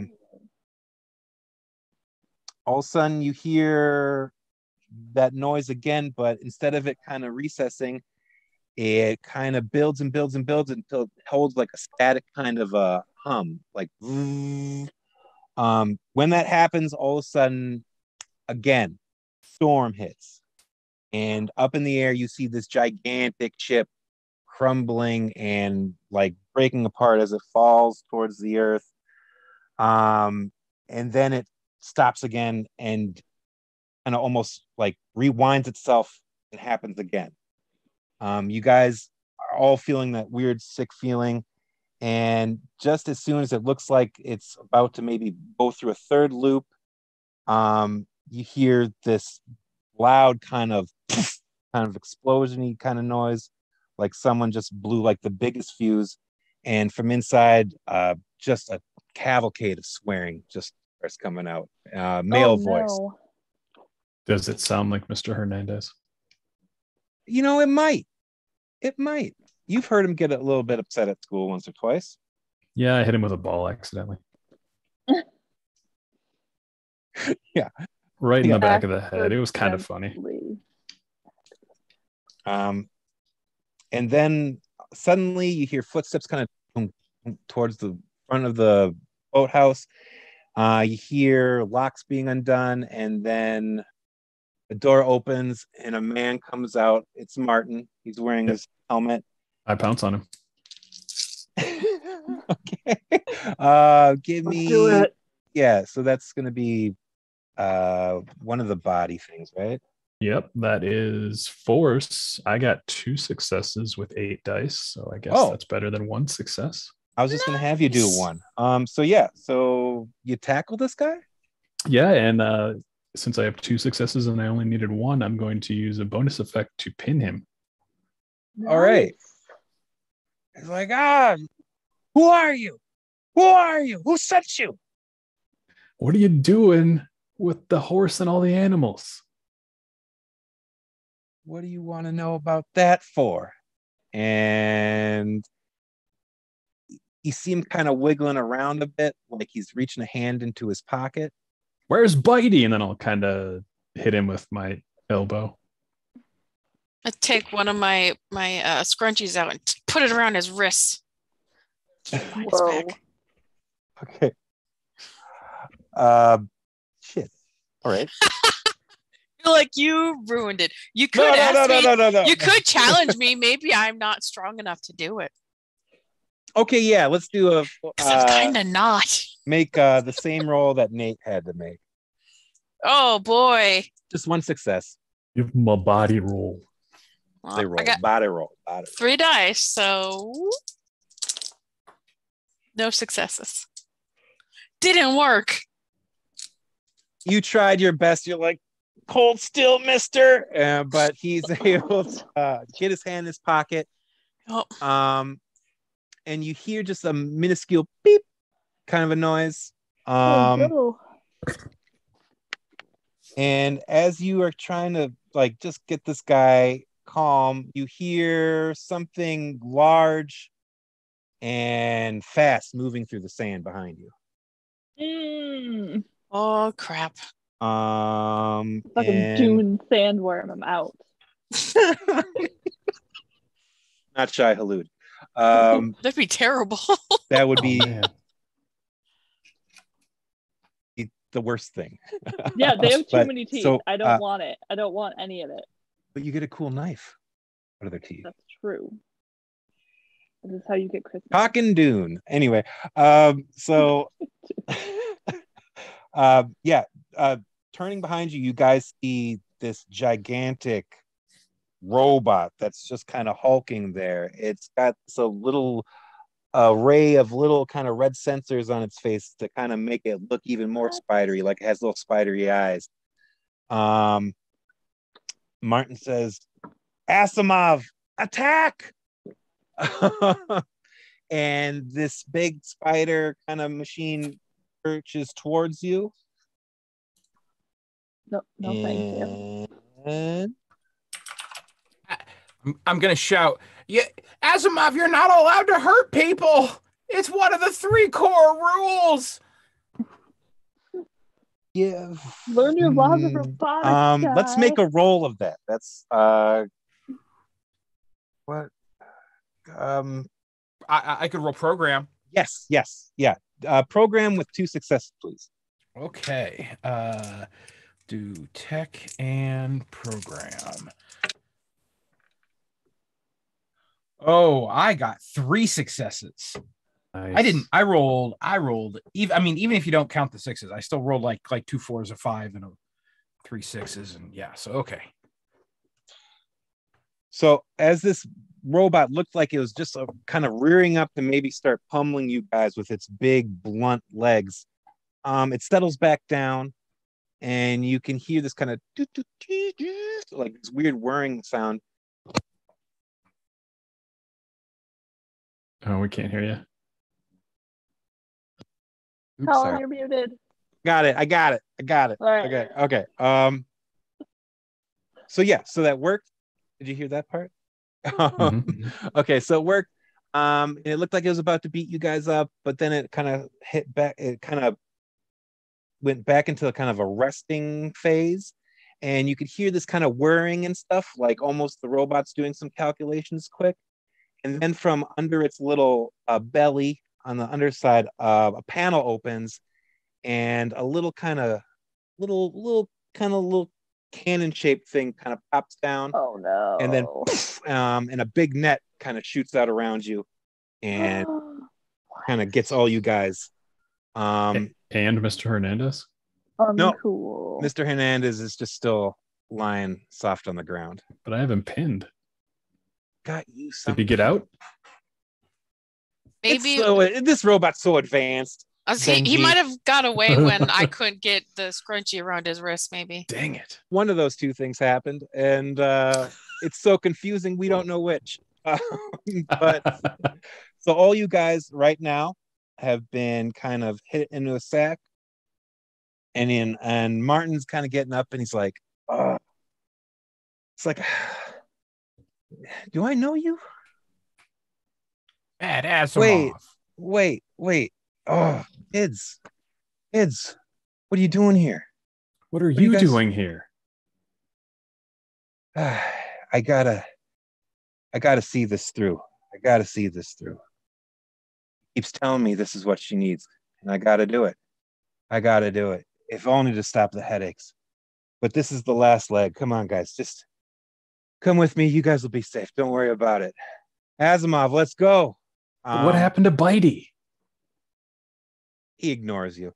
Oh. And he climbs up on top of Asimov, and Asimov starts kind of, it grows up a little bit, like these little more poles kind of extend a little further out of its legs, and then like kind of like a water bug, it starts skittering out across the water going towards that raft that was out there where you saw the horse. And he's not drowning us because the robot is you guys far are like above. Yep. Excellent. All right, so you get out there, and on the raft there's these little, on each corner posted there's these little kind of discs that have like these kind of, they almost look like lanterns, I guess, like a little kind of gas powered lantern you'd hold if you're camping.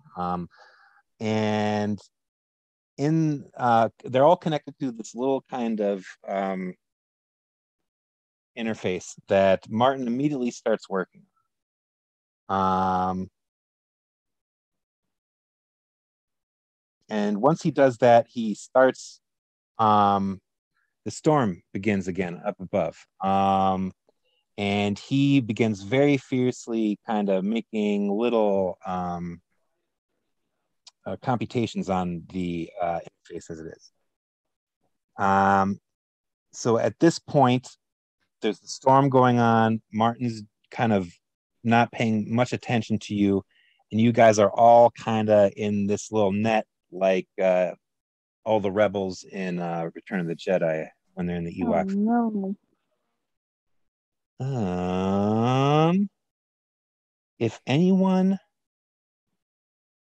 would want to make an extremely hard charm roll of I'm Four. on this. Not charming. I'm on this. I have 8. So I feel like I have the best shot. Good luck. Let's see if I can. Hopefully these. Guys, how hard is it? You said 4? It's gonna be a 4. Oh boy. We'll see if I'm that lucky. No, I got 2 out of 8 dice. Oh no. Feels like a bummer. Yeah, like you thought about maybe like saying something to him, but yeah, it just maybe it's not the right time. But that's okay. All of a sudden, as Martin's doing his stuff, the little lanterns start making a really bright light, and kind of in the middle of where the raft is, a portal starts to appear. Kind of your basic oval shape kind of thing. Martin, seeing that, gets very excited and happy. He's like, yes! And he takes the horse, which is still there, and he leads it to this portal, and it goes through. And he's waiting there, and he's waiting there, and nothing happens. And he's like, I think I did it. Yes! He's like, all right, kids. He's like, you did it. You did it. You helped me out. Did what? I don't even know what we just did. Oh, don't worry about it. Don't worry about it. It'll all be understood. He's like, That makes me feel I know exactly who you like I guys should worry are about now. What is happening? He's like, I know who you are. Take How care have of I the had too much time for future. this? And then he steps into the Take care portal. of the future? Yes, he says, take care of the future. I know who you guys are now. And he steps into the portal, and What? the storm immediately stops. The portal goes away, and everything is cool and calm. What? It's not cool. We're stuck in a net. Yeah. That is true. You are stuck in that net. Is anyone allowed to carry a weapon? Yeah. Oh, yeah. I mean, but does anyone's mom let them carry a weapon? Anyone have a pocket knife? Well, I mean, I have a pot here. I reach into. It's like kind of turn around, and it's but the whole kind of net. We're all just like, oh god, okay, okay, I got it. It's hand you a pen knife that I keep in my pocket. What are the chances we cut our way out of this net? I don't think we have that much time. It's like it's literally like an X-Acto knife. It's like a little folding X-Acto knife. Yeah. So working fiercely, you're able to cut a few strands, and then just kind of like really uncomfortably like squeeze out of this net, like you're being birthed. Oh no! Oh no! And you're like, oh Asimov. man, it was hot in there. But like, so you guys all spill out onto this raft, and you're all like, what the heck was that? Just what the heck was that? Indeed. Perplexed, no clue as to really what this crazy, strange adventure was, but that this part of it seems to be over for now. I look at the empty Yoo-hoo bottle in my hand, and I look over at Benji, and I look back at the Yoo-hoo bottle, and I said, I think we've been drugged. That robot is real. Well, yeah, I told you it was real. I've seen the plans for it. I told you that. Harvey could back me up on this, but But mean, we're not drugged. It happened. So you're logically, you're telling me that the man from that our history teacher is actually a time traveler and has stolen a horse named Hoofy Goldberg and has stepped into the future. I mean, I'm not the smartest one here, but yes. Sounds legit. I mean, he's not here anymore. Was he here in the first place? Yeah, I hit him with the Foursquare ball. Did you? I mean, not like right now, but before. He exists. I mean, I look down at the bottle, back up at you. Did you?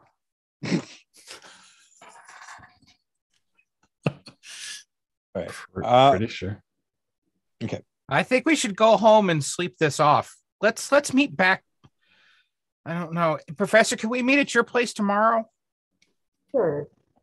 How Good are we thing it's getting? a Saturday. It's a good thing it's a Saturday tomorrow, so we don't have to go to school. We can all just meet. As long as it's not Christmas, because Christmas was coming up. That's true. I just want to know how we're going to get across the lake. With I the don't know how I'm gonna get home on this tandem bike when I got that to pedal.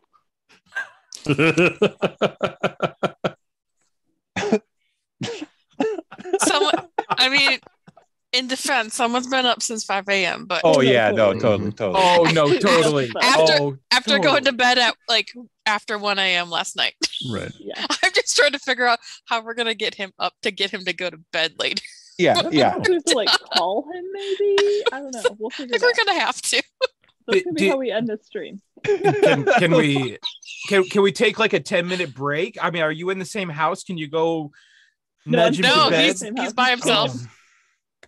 Okay. James is not my real husband. He's just my imaginary murder mystery husband. Yeah. Oh, okay. Well, bless you, James. I have enjoyed playing with you today. Rest in peace. We'll call. I used to live like 5 blocks away from him too. And like, I actually live like maybe a mile and a half. But yeah, you're close. Yeah. we get real desperate. I'll try to. How do we drive get him? over there, How but do we get him? just go pound on his door. I'll scare the shit out of him. No, we should. When we're done, we should end it by someone calling him on the stream. See, hopefully his phone's not on mute. We just all get up and leave, but we have Doug keep the stream going. just Harvey by himself asleep. We'd probably get more money that way. I mean, let's be honest. Putting bets on if he's going to wake up or not. Yeah. Maybe. What's the over under on that? But okay. So just a quick wrap part of the story up before we move on to the next part.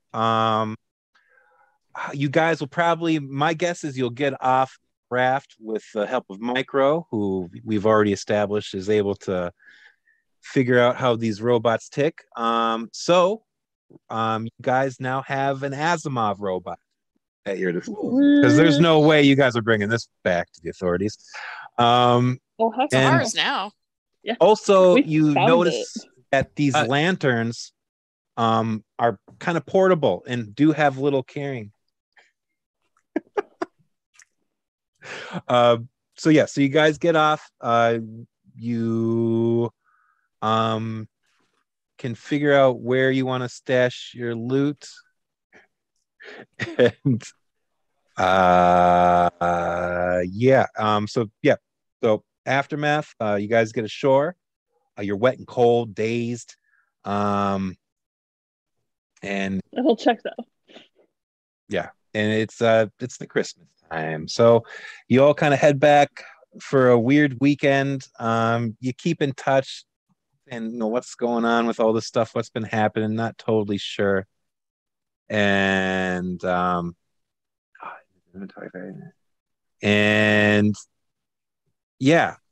you now are all kind of connected through this just strange experience. Once Christmas break is over, Martin is not back at school. There's no mention of him. and it's just life goes on as normal. And summer soon approaching, and you guys have heard of an awesome summer camp around Roadrunner Cove, and you've all managed to sign up for it. And we'll maybe do a little tiny bathroom break here. All right. Sure. Perfect. Should we try to call James during this? Maybe. All right, I'm gonna go. Nate, you got his number, Thanks. right? I should. Otherwise, I think I might have it too. I can't remember. Oh, I We can- yeah. That'd be Yep. great, Doug. Thanks. We We'll will be be right right back. back.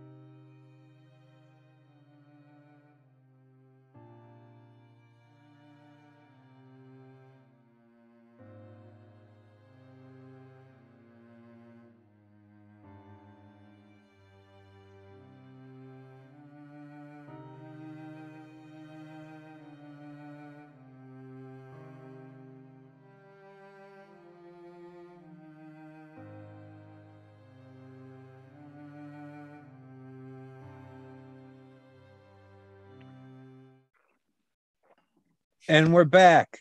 The Christmas season has ended, but summer has just begun. All right. So you guys are all on summer vacation 1989. Woo! All right. It's gonna be a great year. You're headed to Roadrunner Cove Summer Camp. And it's always prepared to welcome expected children for a few weeks of swimming, playing, and fun outdoor activities. Can I bring Isaac? Can I bring Isaac? Come on, you got. Can I? That would raise so many red flags right now. But he'll come again. We'll see. Can you rig him for like if you hit a button, he comes and saves you? Oh, I gotta have like an alert. I gotta have. I mean, it is me. I mean, I'll roll a tech and. You don't even have to. That's such a character trait that. Okay, just. I love that. That's a beautiful. It's like your giant Isaac it'll be robot life alert. Yes, that's exactly what I was gonna say. Life alert necklace, but because like I was thinking, it's like a dog whistle, right? It's like a dog whistle. Oh. So it's the emergency, come and save me. But I blow on it, and nobody hears it, and they're like, "What the heck was that?" And then. And then Isaac comes along, and then this gigantic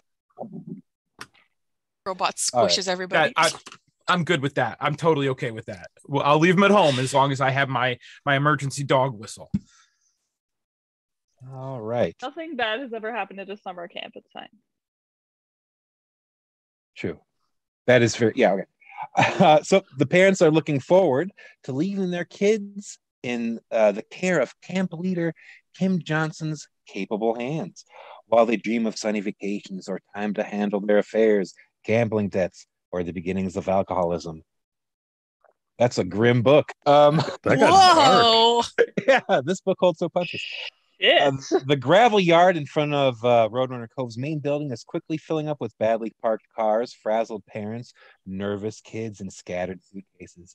A loud whistle cuts through the commotion, and shortly thereafter, camp leader Kim Johnson appears, walking up the stairs in an immaculate khaki uniform. Her three assistants settle themselves among the children on the gravel yard. This year's volunteers are Joan Sheedy, one of the local farmers, Maria Demerdag, chair of the local PTA, and Mark Haley, the school's newly hired homemaking teacher. Children are lined up and assigned to their barracks, and you read the rules. That kind of summer camp. Yeah, well, they're in khaki uniforms, and it could be a little. It's a scary summer camp. I'm like, yeah, I'm leaving. Also, Nancy, where's your brother? He went to a different summer camp. Oh no, you guys okay? We needed some time apart. Oh no, that's taking a dark turn. I just thought he was allergic to the outside.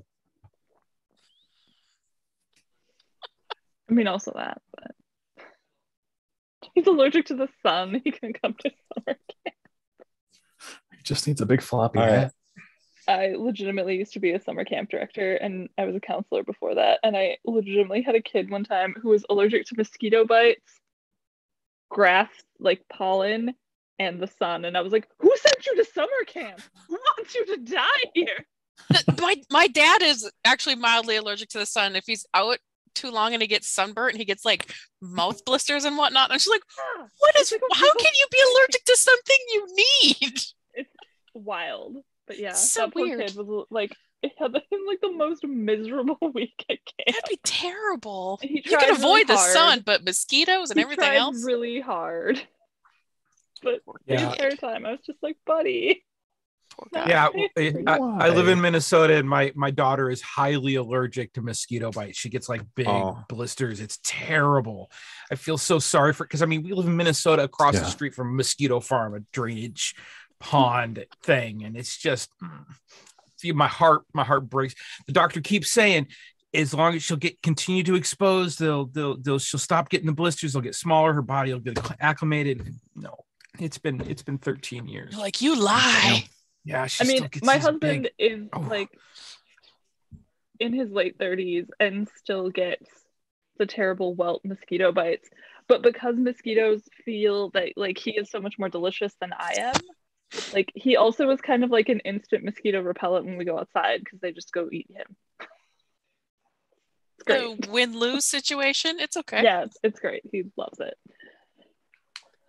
All right, so you guys are lined up, and they're starting to make kind of like camp bunks as it is, and they're like, "Okay, everyone over here, you're gonna be the foxes." And hey, all the kids are like, "Where are the foxes?" And they're like, "Hey, you're the barn owls, and over here we got the frogs."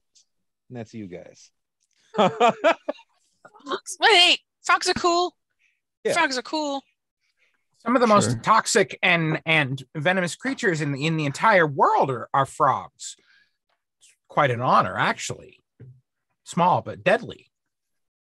And, I heard you could lick one and trip balls. Is this the kids right now? I don't even know. That's probably more knowledge than I would carry. Never mind. That's more of a Harvey knowledge, I think. Micro being the youngest in the group looks over at Ben and says, "Why do you lick frogs?" I don't know. I'm not licking frogs. I'm not licking frogs. So the new homemaking teacher, Mark Haley, he's gonna be your kind of bunk leader, and he's like, "Okay, my frogs, ribbit, ribbit, ribbit," and you guys all line up, and he's like, "Ribbit, ribbit, ribbit." Ribbit. Ribbit, sir. There you go. I like you. I like you a lot. He's pointing red at Micro. And he's like, "Okay." He's like, "Is this anybody's first time at camp?" Is it all of our first time at camp, Yeah. actually? Okay. Probably at this camp, yeah. All right. Well, we're gonna have a lot of fun here at Roadrunner Cove. Yeah, he's just really cheesy. But so he's like, "All right, everybody. So let's go stow your gear on the bus and then go get seated and we'll get heading out of here." And you guys all get a moment to go say goodbye to parents and stuff if you want.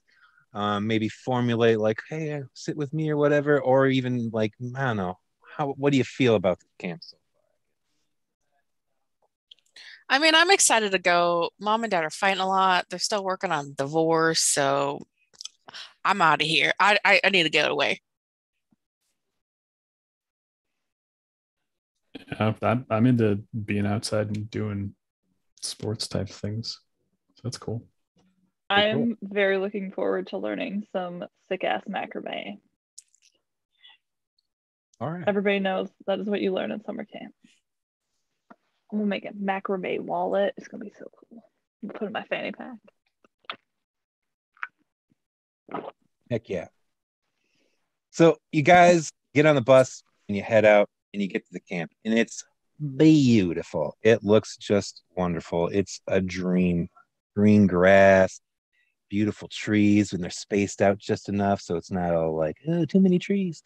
For the kids who are like that, but for the kids who like the trees, you see spots where there's a ton of trees all together, and you're like, Oh my god, it's like trees! the perfect summer camp. It's the Yeah. perfect tree distribution. Yes, it's off the chain. Anyway, so Sounds off the chain. you get there and you guys start engaging in your regular camp activities and stuff. You know, they're having a fun night. There's some s'mores going on, campfire sing-alongs and stuff like that.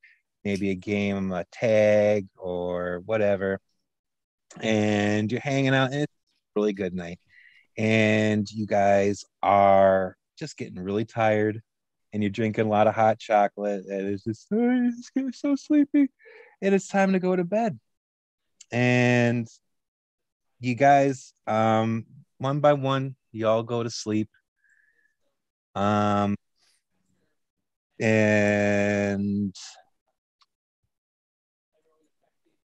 let's say all of you have a very peaceful sleep and you dream wonderful dreams, except for Nancy.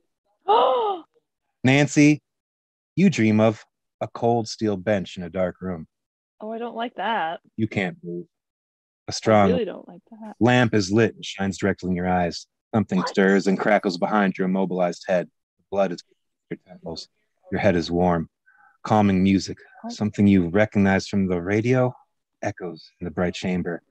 The warmth increases and the speakers crackle. The music is distorted to another unknown song, while at the same time the light flashes.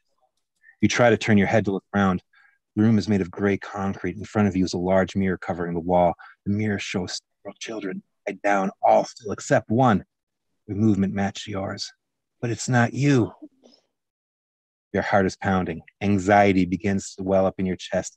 Your ears are filled with a static noise, and the light from the lamp makes the world completely white before you wake. I don't like any of that. None of And it. all of you That's guys terrible. wake up abruptly to the sound of a whistle, like it's like the camp whistle, like someone's blowing it, like, get up, campers. You've all slept the night. Kids, beds around you have started to get up. Something's wrong. The place is the same, but everyone is a stranger. What? The sofa in the living room looks like it's in good condition. The barracks are nearly painted and sparkle in the morning sun, instead of kind of some of the more worn look that some of the bed stuff happened. You look around. You see on the bulletin board something that reads, "Welcome to Summer Camp 1969." Wait, what? Huh? How do we go back in time, guys? And as you guys That's are all not like right. looking at that and you start talking to each other, you look at each other, but you are not each other. What? Oh boy. Happening? Oh, Some of you, all of you are looking very much like different children. You look like you're in the bodies of much different children. what? And What in the HELL hockey sticks? at this point, I'll let you describe your new child's body. Oh, goodness. Okay, I got this. So now my former self, I was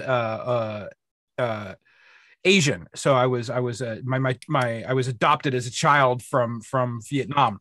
So I had very much the black bowl cut. I had very much kind of a darker skin tone.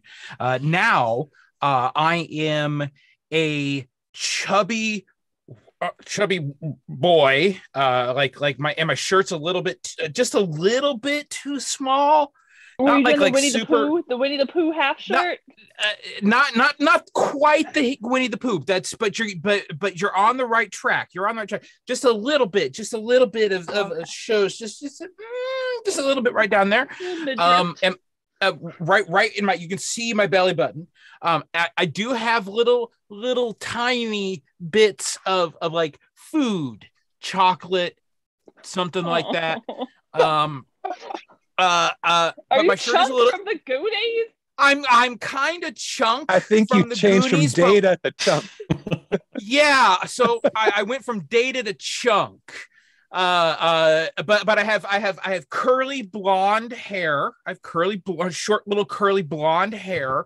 I am wearing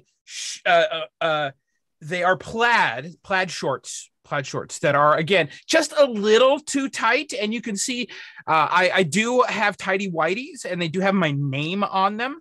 They are white, they're clean, they don't have any brown streaks. They also don't have a day, but they are clean. But my underpants are a little bit higher up than my pants, and so you can see sometimes when I bend over the underpants, you can see just a little tip of my crack, just a little. Just a little bit of the crack. So when I sit down, if we're on bleachers and I sit down in front of you, like one or two steps below you, you can see right down to the crack. and I'm wearing black socks. Black socks. No, black socks. I'm wearing white tube socks that have stripes 3 colored stripes across the top. Yeah. And I'm wearing just not high top, but like low top off-brand Chuck Taylors. Ooh. And they are, I mean, and I mean like really, we're talking like Granimals level of off-brand Chucks, right? Something you would find at Target or Walmart, someplace like that. Pomida? Are they from Pomida? Yeah, the Pomida. It's back. Yeah. Okay. The Charles Smiths. I have to share a secret. I'm banned from Pomidas because I was caught shoplifting there when I was 12. What were you shoplifting from the Pomida? Legos. Oh, That makes sense. I was a bad nerd. Anyway, so but and the most important thing is these shoes, these off-brand Chuck Taylors, they don't have shoestrings. They don't have like regular shoes. They have a Velcro, 2 Velcro, thick Velcro straps. Yes. That's who I am. I love it. I love it. all right. Somebody has to go after that wonderfully painted picture, so it'll be me. I mean, I'm currently looking up pictures of clothing in 1969 because I don't know. Nice. I also don't know, so we're just gonna wing it. I look like the aforementioned small, frail, pale kid who's allergic to literally everything. Oh. Yeah, so I'm wearing tiny yellow shorts, a tight white t-shirt, and I guess I look like I don't want to be in his body. Fair. Cool. All right. Who's next?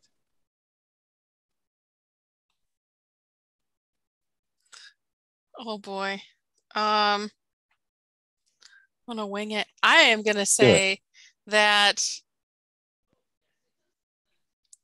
I am much shorter than I used to be. Dark hair. Love the outdoors. Don't necessarily love hanging out with people. Constantly wearing bell bottoms that are different print from my shirt. Mismatch print. All about the mismatch print. I don't want to look like everyone else. I got to be my own person. That's fair. That's it for me. Short and sweet. Good. That's good. I am now wearing like a very nice, breezy, loud floral print sundress because Lord knows the 60s loved the floral. And I have got like the classic like Birkenstocks before Birkenstocks were cool sandals on. And I, instead of my fanny pack, now have like a very sweet, like vintage JanSport backpack. I don't know if JanSport was around in 1969, but we're going to say they were for the purpose In of this universe, yeah, definitely. Yeah, totally. It's purple because everybody knows it's the best color of a JanSport backpack. And I am now a redhead and I have just like hella freckles. Oh, cute. I'm Nice. real cute. I'm real cute and I know it. I'm real cute. I probably got my hair in like pigtails. Nice. Like Wendy's. Yeah.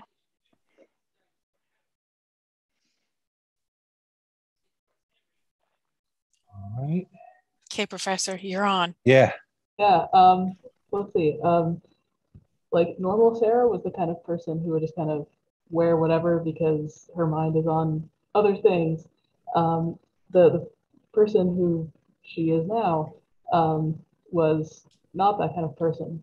But Sarah not knowing how to dress herself in general, and also because it's 20 years in the past, she just like, what colors go together? I don't know. What is this style? I don't know. What looks good with what? Like, totally clashing. Like, I just put on these clothes that I had no idea how they were going to go together. Yeah. So yeah, you can probably pick me out of the crowd because no one knows what's going on here. Come join my mismatched prints. We'll do a thing. Yeah. All right. Okay. So I just looked it up. Jansport came about in 1967, so 1969. yeah, Prime Jansport. that is You're all set. Got it. right. And it would be like the height where people wanted it. So you'd be That's rude. I still want a Jansport back. well, I mean, not that people don't want it now, but like, I mean, you get 2 years in and like that's popular. That's like the rave. You got Totally. it. So I look around at everybody and I'm like, look at my hands. Professor, what just happened? Good question. I think it's time to resurrect the detective agency and find out. Isn't it Maybe really these kids are fortunate better that we than all were in the detectives than they same? So does everyone around us look different? completely different kids. Like you don't recognize any of these kids. You guys don't recognize each other until like someone's like, "Hey, you so and so," and then you're like, "Yeah, yeah."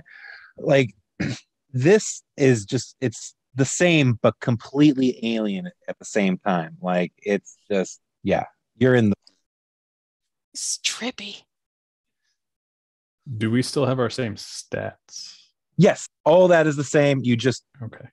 physically look different. I was Do like, we good have the Lord, if same we have to make a new voices? character, I'm out. Can't do it. that was done like this.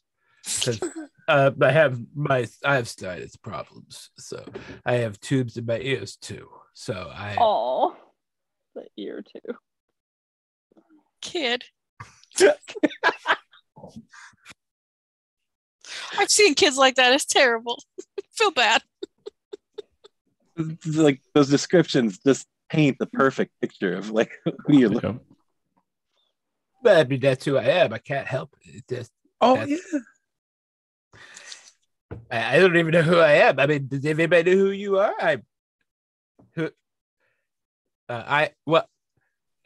I'm Micro. Who are any of the rest of you? You know us. I'm Crystal. It's Nancy. It's Benji. It's Sarah. But we look different. What is going on? My God, that's a good question. How are we going to figure it out? We have to go investigate. And as you guys are talking, a young lanky man with bushy hair and the beginnings of a beard kind of comes in. He's like, "Hey guys, let's get out there. Time to go line up for morning roll call. You guys are straggling." I'm sorry. I'm. This is my first time being here at camp. I feel really bad. I don't remember what your name is. Well, Bill, I'm Martin. We know each other, and you've been to camp 3 times before. Are you okay, buddy? Did you have a bad night? I'm sorry. I would just really had bad dreams all night long. It just tossed and turned. There must have been something in that yoo-hoo I had. Yoo-hoo. Yeah, Yoo-hoo, whatever. Yeah. Oh, yeah. Okay. Yeah, buddy. All right. Yoo-hoo's been around for like ever. Oh, really? Like since the 20s, since the 1920s. 1928. Really? Yeah. Yeah, Wow. it's been around All right. forever. So Yoo-hoo Wow. is like a generational thing. Manufactured Okay, by yeah. Keurig So- Dr. Pepper. So I kind of look over to Ben, to the person I think might be Benji, and I'm like, I think I had a bad Yoo-hoo. No, they're always bad Yoo-hoos. You can't blame all of your problems on tainted Yoo-hoo. It's worked so far. Wait, did you Has say worked so far. Martin? Uh, Martin Hernandez? yeah, Kathy Reynolds, Martin Hernandez. Kathy Reynolds. Love it. Okay, I'm sorry. Yeah, I just forgot your last name. I thought it was Martin Hermans for a second. No, Hernandez. You know this. I remember You now. okay? I'm good. Did you guys? Did you have a bad yoo-hoo? I think I need some breakfast. I think I'm just like low blood sugar. All right. I think I just need to eat something. Well, let's get out the roll call, and then we'll go into the mess hall and get some breakfast. Mr. Hernandez, is my arm supposed to look like this? Yeah, Jimothy.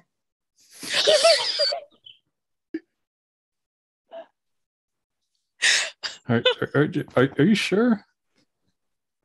Well, I don't know. Maybe we should get you into we should have Nurse Kim look at that, maybe. That's probably a good idea. All right, Jimothy, why don't you get on over there? All right, I'll head over. Where am I going again? Roll call. Well, no, you're going to nurse. Yeah, he can skip roll call. It's okay. Thank you. Can you remind me where the nurse is? Yeah, right out there. All And right. he points you in the direction of this little house located like not too far off the main office. And it's just this kind of main office is this big central building. And then you've got like the mess hall on one side of it, and then the nurse hall or little nurse's like cabin there. And so he leads you there. Or not leads you, but directs you there. And he's like, okay, come on, everyone else, let's go up for roll call. And so you guys all kind of line up and go out there, and you see a man with a blowhorn he starts to address you guys. And this is I guess the camp leader. He's an older man in his 60s with white hair and a well-trimmed beard, tan and athletic with starched khaki pants, and a partly unbuttoned shirt in the same style. Next to him is a middle-aged woman named Tina Easton, who you guys know as like the little old organ lady who plays at the Lakeshore Methodist Church. If any of you guys have attended the Lakeshore Methodist Church, I don't know if you have or not. But she's also a kind of a well-known little figure around town, the sweet little old lady. But here's this like 40-year-old version of her, and it's just kind of startling. And as you guys get lined up, Martin goes and takes his place up near the guy, and he lays out the camp schedule. He's like, all right, welcome campers, welcome to another great summer. All right, it's the first day. We got breakfast next. After that, we got an activity of your choice if you want to take part in it. We got archery out there. We got swimming. We got arts and crafts for some of you guys. And for some of you kids, the indoor kids, well, we got stuff left for you too. Don't worry about it. Learn how to make a purse out of birch wood. Fun. Whoa. After Fancy. that, you got a fruit break out in nature. That means you go out in the woods, you find a piece of fruit, bring it back to us. We'll tell you if you can eat it or not. Wow, it's a fun that game. sounds We've like been a doing it terrible forever. activity where nobody is going to die. I'm glad they're having us bring it back to decide and not be like, you should eat it and then see what happens. Then Let's take it easy. It was a different time. We got lunch. Then we got another activity. I raise my hand after he says lunch. I raise my hand. Yeah, little buddy. What's for lunch? Oh, we got some corned beef and hash left over from breakfast. Because, well, don't worry. The cook, he's not feeling too good today. Don't worry about it, guys. We're having fun. Anyway, but yeah, he's a little under the weather. Yeah, you don't have to worry about it. and then you hear one kid, I heard he got drunk. And then he's like, okay. And then, we got another activity after lunch. And then after that activity, it's dinner in the big tent, or we can grill on the beach. And we'll take a vote on that later. Then after that, free time, and then lights out. So that's your day. All right, everybody. Now let's give a big Roadrunner Cove. Roadrunner, roo, roo, roo. You don't have to do that. It's intense. Yeah. I So look around to see if anybody is actually doing this. oh yeah, everyone I'll be right is back, you guys. stoked I turned about the that. rest of it. Yeah, like everyone is super duper stoked on this. Like it's the 60s. Everyone, all these little kids got that vibe. Although, there are a few people who are kind of like, this is BS, but most people are like, yeah, woo. And so then after that, you guys break to breakfast. In the meanwhile, Jimothy has been brought to the nurse's station. And there you see the nurse. Her name is Kim Johnson. Possibly the same lady as before. In fact, it is a much younger version of her. And she has a very comforting manner to her. And she's like, "Oh, hi, son. What seems to be My arm looks like this. okay? Well, I can take care of that. Why don't you come sit over here?" And she motions to like a little kind of examining table for you to sit on and stuff. And you plop right up there. And she goes and does her thing and zip zap zoop. And she's like, "Okay, I think that should help. How you feeling? That's better. Thanks. You want a sucker? Yeah. All right. What color?" I'm not allergic to green. Huh? The green one's fine. All right. Or just And- all red dye. So she goes and she gets you a little sucker. She's like, "No, you eat that up quick." And she's like, what's your name again, son?" Jimothy. "Oh yeah, Jimothy Poppenhofer. Yep, that's me. That must be kind of a hard name to have, huh?" Yeah, apparently that's not the best. "Well, there's nothing wrong with being different in any way, having a different name or otherwise. So, if any of those kids are ever giving you a hard time, Jimothy, my door is always open. Okay. All right, thanks for the candy. All right. You have a good day, Jimothy. You too. Run off to the mess right over there." And she's really nice. Yeah. All right. So you get to breakfast, and you finally join the other group, and you guys are all getting a yummy bit of corned beef hash for breakfast. But it's served up nice and fresh right now. Leftover reheated corned beef hash. Yeah, it's gonna be delicious.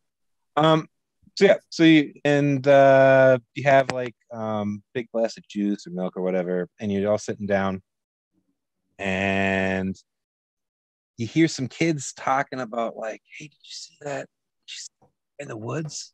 All calling. Oh, what? Yeah, that weird old guy. Yeah, I think I saw him." Stuff like that. Also, like some people are saying that, "Oh, I don't like how Nurse Kim looks at." And they're like, "What are you talking about?" They're like, "Last night she was staring at me weird. I didn't like it. Kept offering me suckers." They're tasty though. What are you talking about? She was nice. Are you saying this to the kid? Yeah. He's like, "Yeah, I mean, she's nice enough, but I mean, I don't know. It's like, ease up with the candy, lady." What, don't you like candy? in moderation.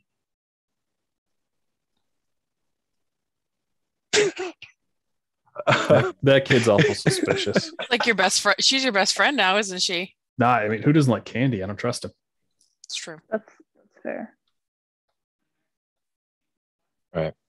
And so you're hearing all these things about like some of the kids aren't sure about Nurse Kim.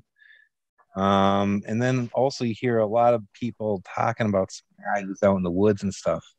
And they're like, what are you talking about? And they're like, oh, he's lived out there for years. And you're finding out that there's a little bit of a local maybe ghost story happening around the camp about this kind of wild, crazy guy who lives out in the woods. Kids.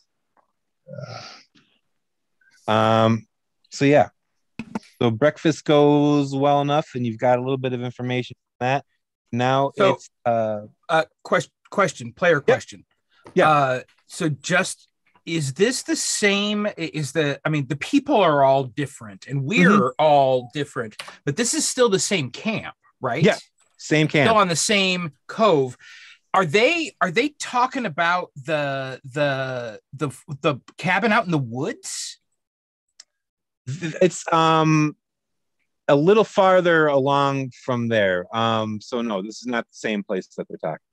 Okay. Sorry, I wanted to just need a clarification. Yeah, no, totally.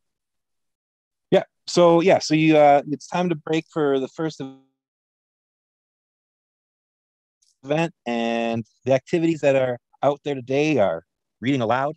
That's for the indoor kids. Not time, making a fire, and gymnastics. Gymnastics.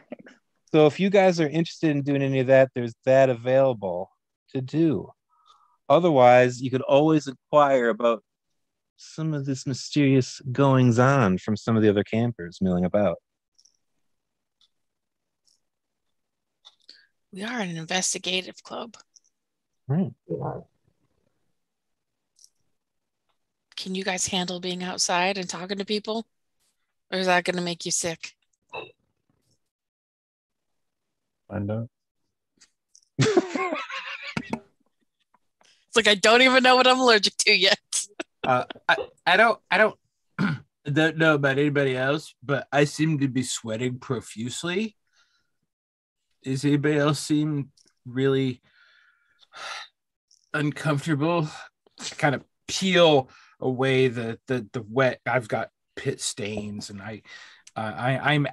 this version of me is of the age where I should be wearing deodorant, but I don't know that I should be wearing deodorant yet. So I'm like, anyone? Maybe we should go for a swim. I don't know if that's going to help. Do we want to go talk to people, or just do we just want to sneak away and go check out this little area in the woods? Sneaking around sounds fun. I like sneaking. All right. Maybe we should send Nancy first because she's stealthy. I'm stealthy. We'll have her go in the front. Yeah, I'm kind of See how stealthy stealthy too. I can be.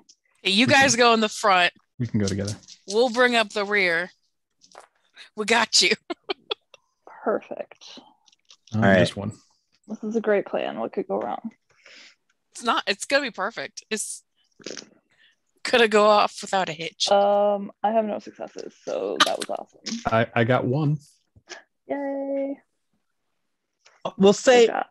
as everyone's kind of spreading out to head out to all their various activities, it's very easy for you guys with no effort to kind of make your way out into the woods. So you kind of go towards the general direction where kids have been like, oh, I heard he's right out in this way. You just got to go that far. You make it a few feet into the woods, and you find a big pile of candy on the ground. What? Okay, wait. Is it a trap? It I mean, Normally I don't like candy, but for some reason I'm really tempted. I've been really tempted. I'm not usually that candy. Is anybody else really winded? Can we slow down just a little bit? Just check your pockets to see if you have an inhaler.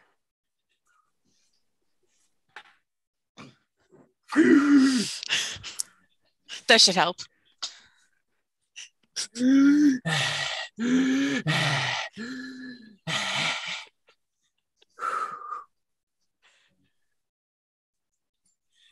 All right. You find the candy on the ground. Is it just a pile, or is there like a trail of it leading there? Give me a little investigation roll. Oh, I'm real good at that. No. Ooh, No, I'm piece not of candy. terrible, actually. Did you say you succeeded? No, I said, ooh, piece of candy. Oh, ooh, piece of candy. I mean, that's kind of what I'm figuring. Oh, I could be worse at this. Okay. 1 success. Ooh, candy. Ooh, piece of candy.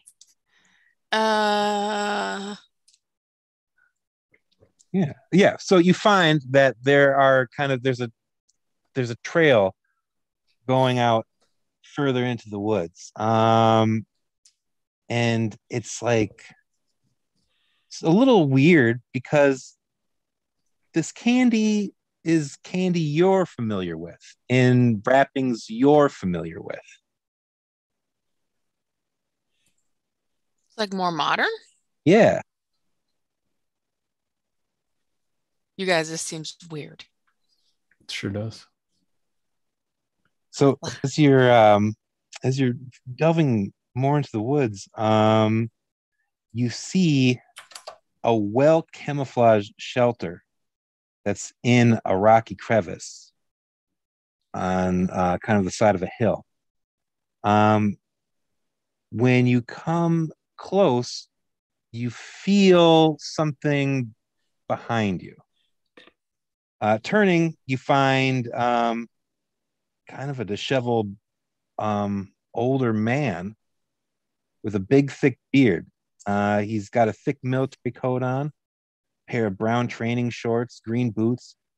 He's also smeared clay over the non-bearded parts of his face. He tries to act a little calm, like, "Hey, how you guys doing? Looks like you finally made it out here. I've been waiting. Oh, I'm excited." But yeah, he's got a really kind of weird, jumpy energy to him. Does he look familiar? Give me an investigate roll. Oh boy. We're gonna roll different dice this time. Let's see. 1 success. Yeah. You can see somehow through like all this beard and stuff, like, I recognize this guy. Is this Martin too? See. How many Martins are there? Be like, "Hey guys, does this look like Martin?" I'll go up to him and kind of squish his face and then like push it back. Mr. There Hernandez? you are, Mr. Hernandez. Yes. Beautiful. Yeah. Amazing. Yeah, and he's like, I am Martin. Sorry, I get confused sometimes. We have met, we will meet. I don't remember which. Wrong time. You are not you, though. I can help. Oh, good. That's good because this body's weird. Have you seen that nurse? Yeah, Nurse Johnson. She has my helmet. Oh, I don't know that I saw it, and then you know where it is. She's doing things to. So you cut out doing things. What? She's doing things with the children. Oh, that sounds weird. Bunker, I think the helmet's there. Can you help? All right, hold on, and then I'll take everyone into a huddle. Do we believe him? This is weird. First of all, it sounds like almost like your uncle. That's kind of creepy. No. I mean, creepy, yes, but not my uncle. Okay, well, your uncle's creepy because he slipped this like weird, bad yoo-hoo. I mean, maybe that was just the Yoo-Hoo Corporation got you a bad one. I don't know.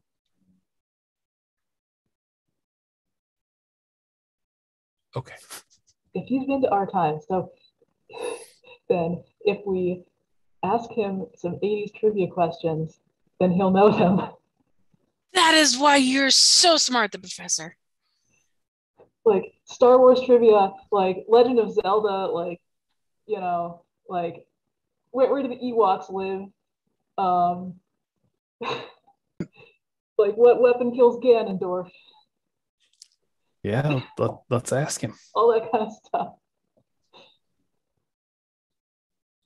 Or right. like maybe not pop culture, but like you know, President Reagan, like that kind of Star Wars. Oh, I love All Reagan kind of like Star Wars. 80s current events. Let's do it. Let's quiz him. Are you guys talking about Ronald Reagan? Greatest president ever. All right, that's weird. To the 80s. He has to know. Guys, I think we could trust him. I mean, I don't know if I'd go that far. Well, I think at least this might be a way to get home because I don't want to be this way. I don't want to be here away from my NES. Right? Well, and if we're here, where are they? My brain hurts. It's too much. It's too much. And I'm still not sure who we are. I mean, I'm not sure who we are. I'm Bill, and I know that you're Jimothy, and who are the rest of us? Does anybody know? Like, do any of our names sound familiar to us? Like, I'm not really a history expert, but I know that Nancy is, if she can think of anything, or perhaps the professor. Have you? How well do you know history? I've never heard of a luminary of our town named Jimothy Hasenpfeffer or whatever his name was. Poppenhoff? Poppenhoffer. Jimothy Poppenhoffer. I mean, I feel like if you would have remembered that name. I don't even know what Nancy's new name is yet. No, and actually, Professor, you don't have one either. Mine. Yeah. Whoever I am was probably marked absent today because I don't know what my name is. Clementine Fieldstream. And Nancy is now Laura Ingalls Wilderstein. Oh, wow. Hyphenated, isn't it? It's a lot of hyphens. So many hyphens. Yeah. You guys, I hate to lay him out, but I've got a wild migraine, so I think I need to just go lay down in bed. Okay, worries. Yeah, no worries. Have fun. Thank you for playing. Thank you. Yeah, Yes. thanks so much. See you guys tomorrow. Yep. Bye. Bye. We'll just pretend like she's along for the ride. Yeah, for sure. Yeah. Alrighty. So Martin is there, and he's kind of giving you guys this mission to go find his helmet. He thinks Kim has it. And he's mentioned that Kim might be up to no good. And he said it was most likely in a bunker. Hmm? Did he point out where the bunker was? Not yet, but he's ready to. All right. All right. He's like, oh, I could take it there. We just gotta would you follow me?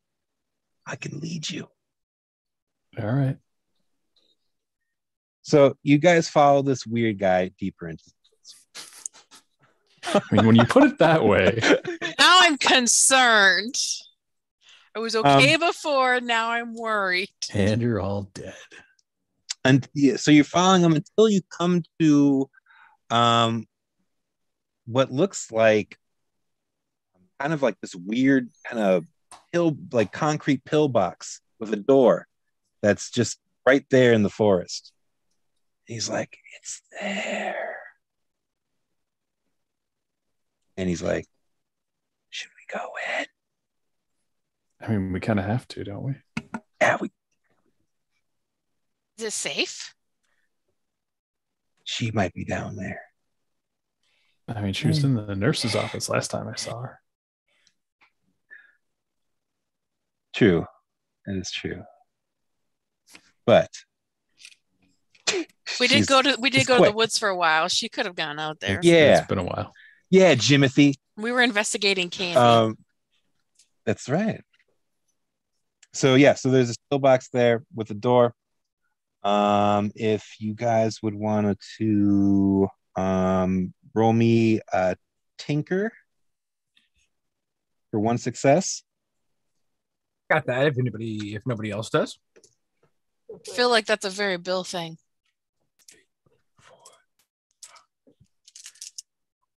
Okay, well, here we go. Good. Ooh, 3 successes.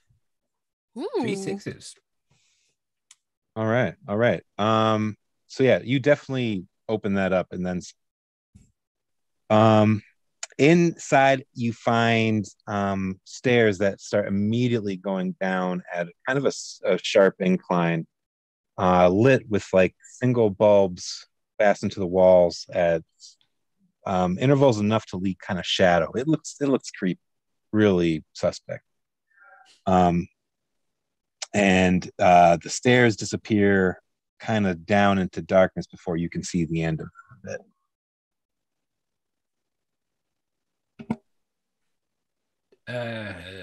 Does everybody want to lead the way? Does anyone have a flashlight? I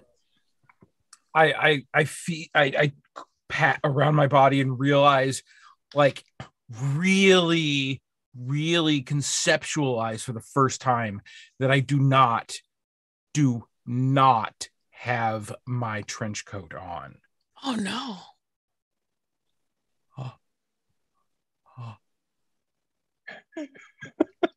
Just in I'm just silent. Do you need Micro, do you need a hug? My trench. I think it'll come back when we go back. Guys, we gotta get back. We gotta get back. To the future. Oh my god! I totally missed it. You started to. We're gonna get back to the future. Oh my god! So I'll lead the way. And you said there were kind of lights down the stairs, right? Yeah, it just the stairs kind of disappears a little bit like under like the ceiling kind of, so you can't really see what's at the landing down below. But as you go down, you're greeted with another steel door. There is a little bit of a window though on this. Am I tall enough to see through that little window? I feel like this body is not. Nah, I think with the body you described, you're gonna need a boost. Yeah. Can somebody see through that or lift me up? Hey, there you go. Hey, right, here you go. Step in his hand and kind of look up. What do I see? You see this long kind of it's a very long room. A mix of steel and concrete.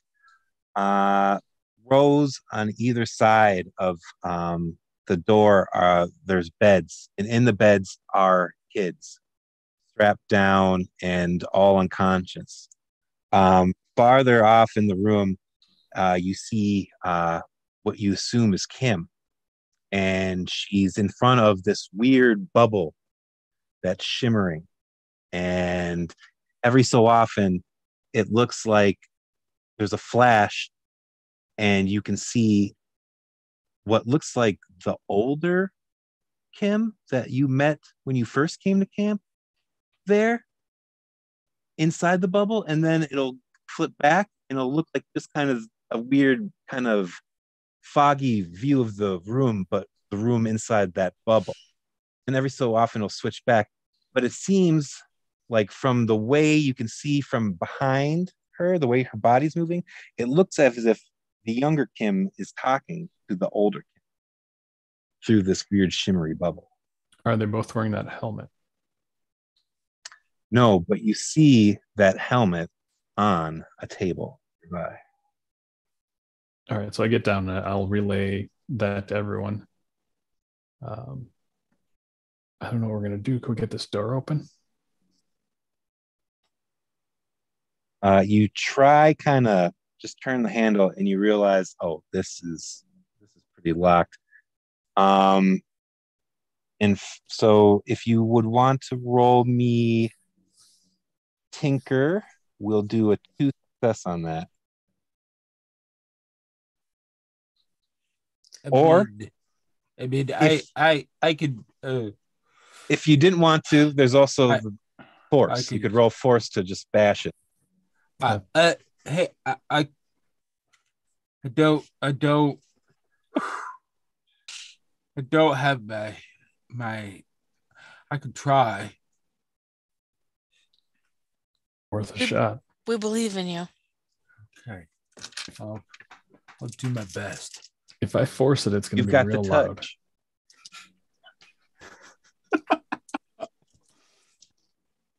I mean, with Tinker, I still roll a lot of dice.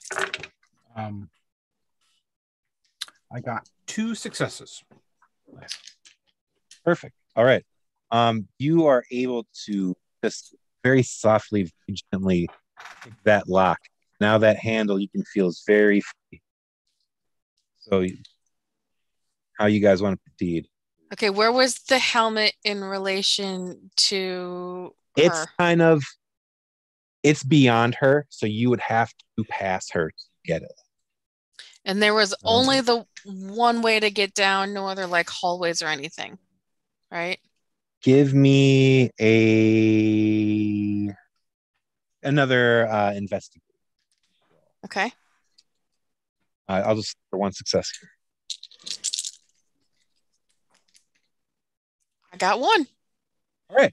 Kind of looking down, on the right side, you see in between 2 of the beds, there is space enough where there is a door that is marked examination room in kind of big stenciled letters. Okay. Can we trick her into this room?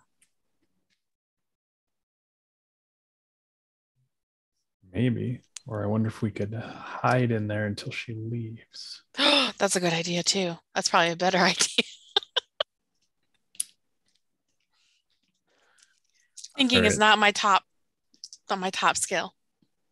Yeah, me neither. I think I got lucky. So I'm going to try to sneak to the examination room and open the door. All right. First let's roll Big sigh. And this is going to be 3. I mean, if I could add them all up, I still wouldn't have 2 successes. Oh no. Oh no, that's not true. I have 2 successes. I just don't have 3. Okay. But I have no 6s, so that's what I'm saying. Does anyone want to like roll like a lead thing to give him an extra die to roll? I can roll lead. I got 6 dice there. Yeah. One successful, add 2 dice to his pool. Do it. I can do this. I got 1. All right. Nate, if you want to add 2 more dice to roll. All right. And actually, I'm going to use a luck because we have not done that yet. Yeah. Oh, I forgot about the luck. Yep. All right. So I'm going to, you said add 2 dice to it. So I'm going to add 2 dice to what I get to reroll. Seriously. That's 2 successes, but not 3. Oh, no. All right. Let's see. What about pushing? Isn't Is that that a thing? Yep. Yeah, you can. Yeah. I think that is, you can push 1 dice to be a success at the expense of taking a condition, I believe. So you could be stressed out. I'm going to be exhausted. Exhausted? So I get to reroll all the dice that are not successes.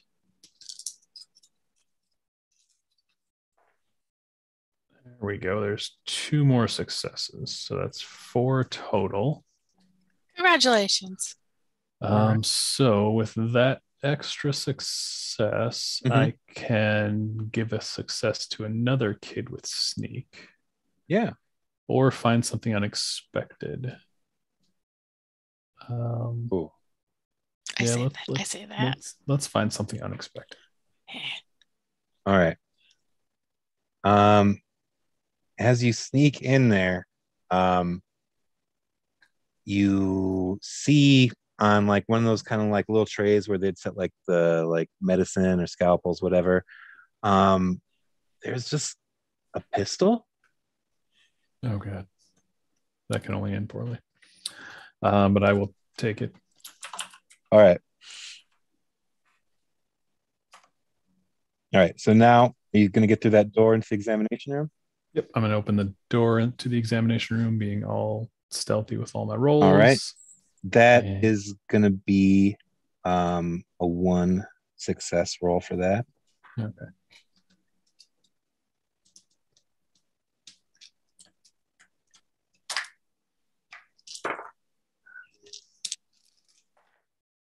Oop, I need to let my dog in quick. Okay. All right. So I had 2 5s, 2 4s, and a 2. So there are no successes there. Oh no. What happened? So I have 2 5s, 2 4s, and a 2. Oh, buddy. Yep, that's 5. Oh. All righty. You snuck through there like a ghost on the wind, and you were silent, like a black cat in a black night, until you tried to open that door. And when you did, there was just something kind of slippery on the handle, and you accidentally kind of threw your weight into the door too much and slipped and knocked into that tray where you got the pistol from. Of course. Kim is alerted to your presence immediately and runs towards you, but notices her pistol's not there. Yeah, I'm trying to hold my. There we go. She's like, oh, I've got it. Oh, whoa. Jimothy, it's me, your buddy Kim. You know I'm not Jimothy. I know this, yes. Oh shit, I was right. Wait, that was a guess? Like, crap, I do want to be right. Nope. I knew. I'm testing you. Okay. Well, Jimothy, just put down the gun. Put us back in our bodies. That's all you want? I mean, no, I want that helmet too. It's really nice. You can't You can't leave here with that helmet. I mean, I might shoot you. Jimothy, you're not going to shoot anybody. We know this. Now, I'm just going to back up nice and easy towards my desk. And you're going to be a good boy and not shoot me. And I'm going to go grab that helmet and some yummy candy. And I'm going to give you that candy. I'm going to take that helmet. I'm going to walk right out of here. Can I ask a clarifying question? Yeah. Okay, so Jimothy was trying to sneak in the room next to the room we saw her in, right? Mm-hmm. So when she ran out, did she see the rest of us hiding behind the She hasn't run out yet. Oh, she hasn't run out. So you guys are still concealed. Okay. So I was like, well, we could maybe sneak past her, but if she's still in there, that's not going to work. So she move closer to him. She's now starting to back towards her desk, and where the helmet is. The helmet is, yeah. I am going to. Pressure. Yeah, I'm not going to shoot her. I'm going to put the gun down and just try to force her to the ground like I did with. Okay.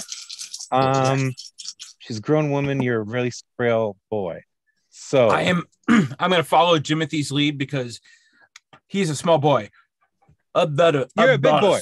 I'm a big boy. Yeah. And so I'm just gonna and just charge in. Yeah. Then I will add both of your rolls together for this, and so it's going to be still. Let's make this an actual. Since you'll be helping him, it'll be a 2 difficulty for it. And I still get to roll all 8 of my force and body dice. Oh yeah, right? you still have that. Yeah, never mind. So this is going to be crazy. Yeah, I got 2 successes. Oh, all right. Nice. So you leap on her like a spider monkey from hell, and she's caught off guards. And the forward momentum you were carrying knocks her flat, and you're on her like a little Kurt Angle. And then Micro comes running in, and he like body splashes her like Jimmy. So yeah, you got her down.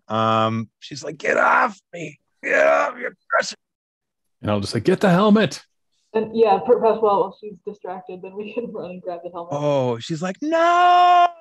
And the version of her in the bubble's like, "You're going to ruin everything!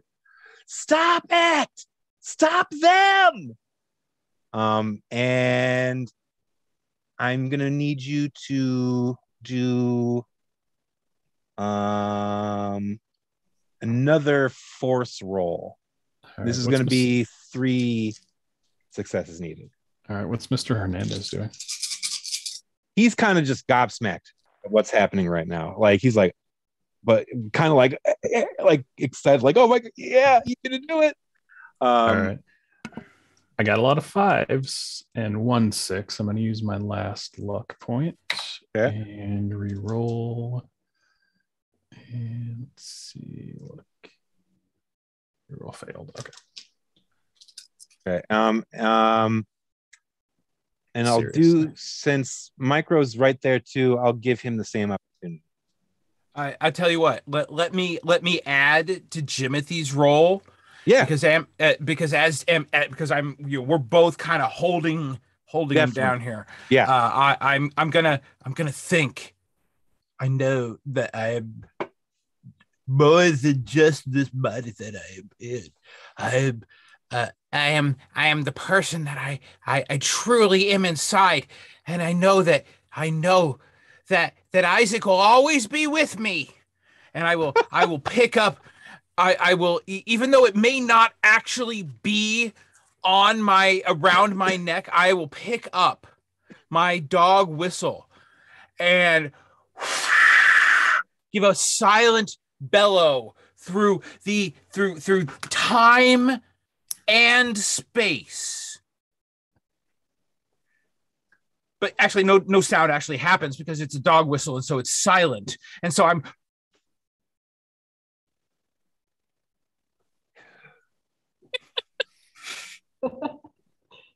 And just nothing happens.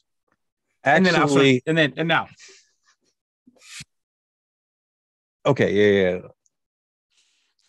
Okay, yeah. All right, yeah. Let's keep rolling. All right. All right. So I'm going to be upset. So I'm going to push that. Okay. And so I can re-roll again. This is 7 dice. That should give me something. There we go. That is 3 6s total. Nice. Nope, I lied. 4 6s total. All right. Good job. She tried to wiggle free and lunge kind of toward the desk. She's got like one arm out. She's kind of like grabbing a leg of the desk, but yeah, can't get there. And you guys have grabbed the helmet. We're gonna leave. And, You said I needed 3 successes, right? yeah, didn't you get 4 there? I did. I got 4. So I'm going to knock my opponent unconscious. Okay. Like, Yeah. still whip her with the butt of the gun or something. I'll just give her like an elbow to the forehead, which is, this is like Brock Lesnar. Did you like this got a little violent. I wasn't expecting that. The children's elbow. Yes. It's only half as strong. And now she's like, you'll never figure out how to get back in your bodies. If you give me that helmet, I'll set you back. We can forget this all happened. Whack. Yeah, I knocked her unconscious. Yeah. Okay. I just wanted to get that out there before. Yeah, that's fine. All right. We don't trust her anymore. All right. So she's totally out. And then the Kim in the bubble she's just going frantic and has just kind of left the scene.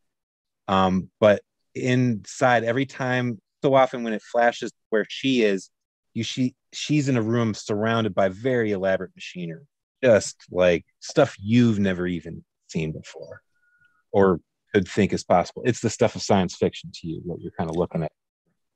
Do we see our bodies in there? Yeah. I don't know. Give me an investigate roll, please. All right. Hopefully I don't need more than 3 successes because that's the number of dice I have. I'll just need 1. Well, I got 2 1s and a 2. So yeah. Yeah, you can't really. Yeah, it looks kind of foggy and weird in there. Mr. Hernandez, are you gonna help us out here? You're like, it's like, where's the chronograph? It's not up here somewhere. What's it look like? It looks like a Hewlett Packard. But really nice. Really nice. Is there one in that room? I don't know. Did anyone get in there? Should we go look? Let's and go. he goes and he's able to open the door. And inside this room is this examination room. There's a bunch of steel kind of examination tables. And there's kind of some blood around and stuff like that, but you don't see anything else. But something grisly might have happened. You're not totally sure. But off of that is a big window room looking into the observation room. And in there is this big honking computer with all sorts of weird floppy disks and doodads. He's like, there it is. And he's like, all right, okay, got this. I got this. And he goes over and he's like, I don't got this. This is beyond me. I'm not much of a computer guy. Oh, Oh, Mr. Hernandez, you're in luck. I know some smart people. You do? I got smart friends. That's the Or wait, they're up friends there here. is. They're up here now. Like I moved around. They're up here now. All right. So if someone wants to make me either a program or calculate roll, and I'm going to need 2 successes on this. Anyone got a chance? I can only roll 1 dice, so. I got 8. Yeah. Professor, how many you got? I would also have 8. So. Oh boy. Ooh, I defer to you. Or how about you program and I calculate? Ooh, I like that. That's kind of cool. That's so cool that I'm going to give each of you guys like 1 success right off the bat. So let's see if you can just roll 1 more each. This is cool. Yep, I got 1 more. All right. Teamwork makes the dream work. Yeah. All right. 3 successes. Oh my goodness. Nice. Wow. Okay. All right. So, you figure out that this is this is the chronograph that you've just recently mentioned. What this is this device that's somehow causing temporal shifts to open. Inside, you're able to find all of Kim's journals. And you found that she has been doing these experiments so that she can eventually be able to manipulate time and the flow of history at her own will. It's just been this kind of lifelong weird dream of hers, and she's been driven towards this whole thing. You find out also that in her going about time, that she at one point got split, and part of her consciousness is in Martin. And the helmet he wears is for her to eventually take total control of his mind and eject his personality out. Did we just screw over Martin? So, well, Well, you we guys still are have the finding helmet. out all this information right now. So every time that you've kind of come into Martin and he's like, do I recognize you? That's kind of like her trying to figure stuff out using Martin's memories. Okay. And yeah, so you guys are able to figure out all that stuff, her whole schemes and everything. You figure out how you're able to reverse all of this by going through that time bubble. You'll find that there's these little things called time anchors. And if each one of you has one, it'll be able to reverse the effects of what's happened to you. The time anchors, you'll recognize they're those little kind of lantern dealies that you guys actually had brought with you. So you're able to shut down the program entirely, leaving open a window, countdown kind of window of about 15 minutes for you to make it into the time bubble before it completely collapses. So yeah, you're left with the conundrum of what to do with old Martin here, who's like, get my helmet?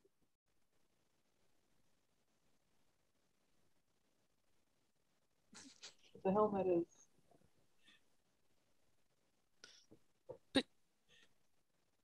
I mean, somebody smarter than me has to figure this one out. Yeah, I don't know. Well, I think wasn't the helmet letting her try to talk to us? She couldn't recognize us when she had the helmet on. That means she wasn't Mr. Hernandez, because Mr. Hernandez, I mean, we've all taken Mr. Hernandez's class. Yeah. So this helmet, we have to destroy it for the good of all people. I'll hand it over to Jimothy. All right. If that's the case, I'm gonna smash it. So I will roll force. And hopefully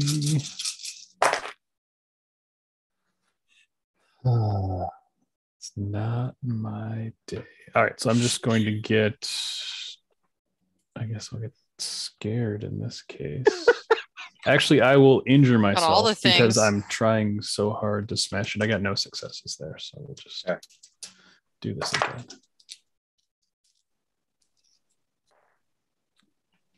And that was cocked. I got 2 6s. Roll this one. That was cocked. That's a 5. So I did get 2 6s. All right. Yeah. You, with all your might, like the ape in 2001, just smash that sucker like right onto the cold concrete floor. Martin starts freaking out. He's like laughing 1 second and then like crying the next, and is holding his head and like falls to his knees. Is like, and then just kind of starts just freaking out hardcore. There's blood kind of starting to pool out of his nose a little bit, and then he passes out hard on the floor. Hey, do we take him back with us? Maybe. What was his like original time? I feel like if we're going back to our time, he should be wherever he's supposed to be without her mind control stuff. Is much older than the Martin you remember. He's probably been waiting here quite a long time for you guys. Or she. In fact, so he's like aged about 20 years or so, actually, hanging out in this timeline. While she is also aged that much. So her brain was like kind of like aged like ish years or so, like that, 80 even. And he was like around in his 50s, somewhere like that. And yeah, it's so yeah. So yeah. There's now been a lot of hurts. Weird stuff happening. I know, right? Not as smart as I want to be. So you makes my brain hurt. You could all go like through and leave him here. And you know, there is that young Martin who will be able to grow probably into the Martin you know, while this older one's still here, and maybe he'll find some kind of peaceful existence back here, free of her, Kim. Or you could take him in the future, and I don't know. I think we should probably take him with us. Yeah, I feel weird about just leaving him there. Crazy future man in the past might mess up the future. There's a part of me, the player, that just wants to just wrap this up with Micro just turning super dark. He throws open his trench coat, and this robot arm that's holding a gun comes out and just bullets in the head. There's part of me that wants that, but that's okay. That's a little dark, but a little hard to sell when we're kids. Yeah. But so no, yeah, crazy future man in the past is not a good idea. We need to get him to the future to get him the help that he needs. I think that sounds like a good idea. All right. So I guess you guys drag him into the time bubble. Yeah, we should all be able to all do it if we work together. So heaving and hoeing, you drag him in, and as soon as guys step into it, you feel kind of the same effects you felt when those storms were happening, when you saw that big ship crashing. Then you kind of like fade off into nothingness to reawaken in that same bunker. But you look down, you look around at each other, you're back to yourselves again. Oh, thank goodness. And you're able to undo yourselves. Off the Mister, I will never forsake you again. I will never not appreciate how much you mean to me ever again. Oh, He likes his coat. Yeah, that's kind of weird. And you get out through the bunker and you find yourselves at the summer camp that Roadrunner Cove summer camp. Kids are out running around doing activities as you kind of disheveled and unkempt here at the edge of the woods. Helping an old man. Helping an old man limp along. Kim is nowhere to be seen at the camp anymore. You asked the counselors what happened to that, she was the head counselor, what happened? And they say she just kind of disappeared in the night. No one knows what to make of it. Things kind of return to normal over time, and yeah, you get the feeling that things are going to settle down and maybe be okay for a while, but there's always going to be a non-question of what and then that's where we'll kind of wrap it up. Hey, Nice. We survived another year. We did. And you stopped the bad guys' plans way before I intended. There was a whole future part you could have gone to, but really, yeah, you guys have kind of outmaneuvered me, which I love. You're smart kids. Great. No, it's cool. I love it because I just love when people you get thrown off your intended plan, and you're like, oh, well, this will happen now and stuff like that. And then it's just neat. Oh, I want to see if I get something extra on my sneak roll. It's like, well, can I? There is that. So she's gonna go for later. I guess he could get it. It's Wow.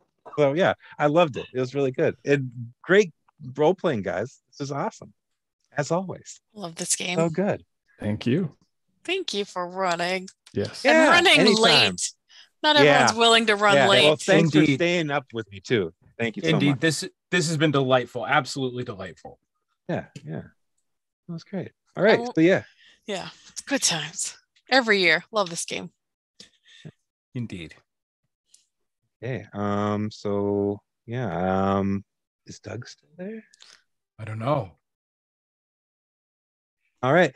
Okay. So with that, we're gonna wrap up, everybody, and come back to this channel 9 a.m. tomorrow. I'll be running the game for sure. A little Jim Henson's Labyrinth. That should be fun. If you're a fan of the movie, come on by, see what we're cooking up. I'd like to thank everyone for playing. I'd like to thank Doug for doing his stuff so late into the night. This is amazing. You're the best. You rock. You're a gentleman and a scholar. And thanks everybody. This is a great time. I hope you had fun watching if you watched, and I hope you had fun playing if you played. I had fun running it. For sure. Yes, thank you. Yeah. All right. Thank you.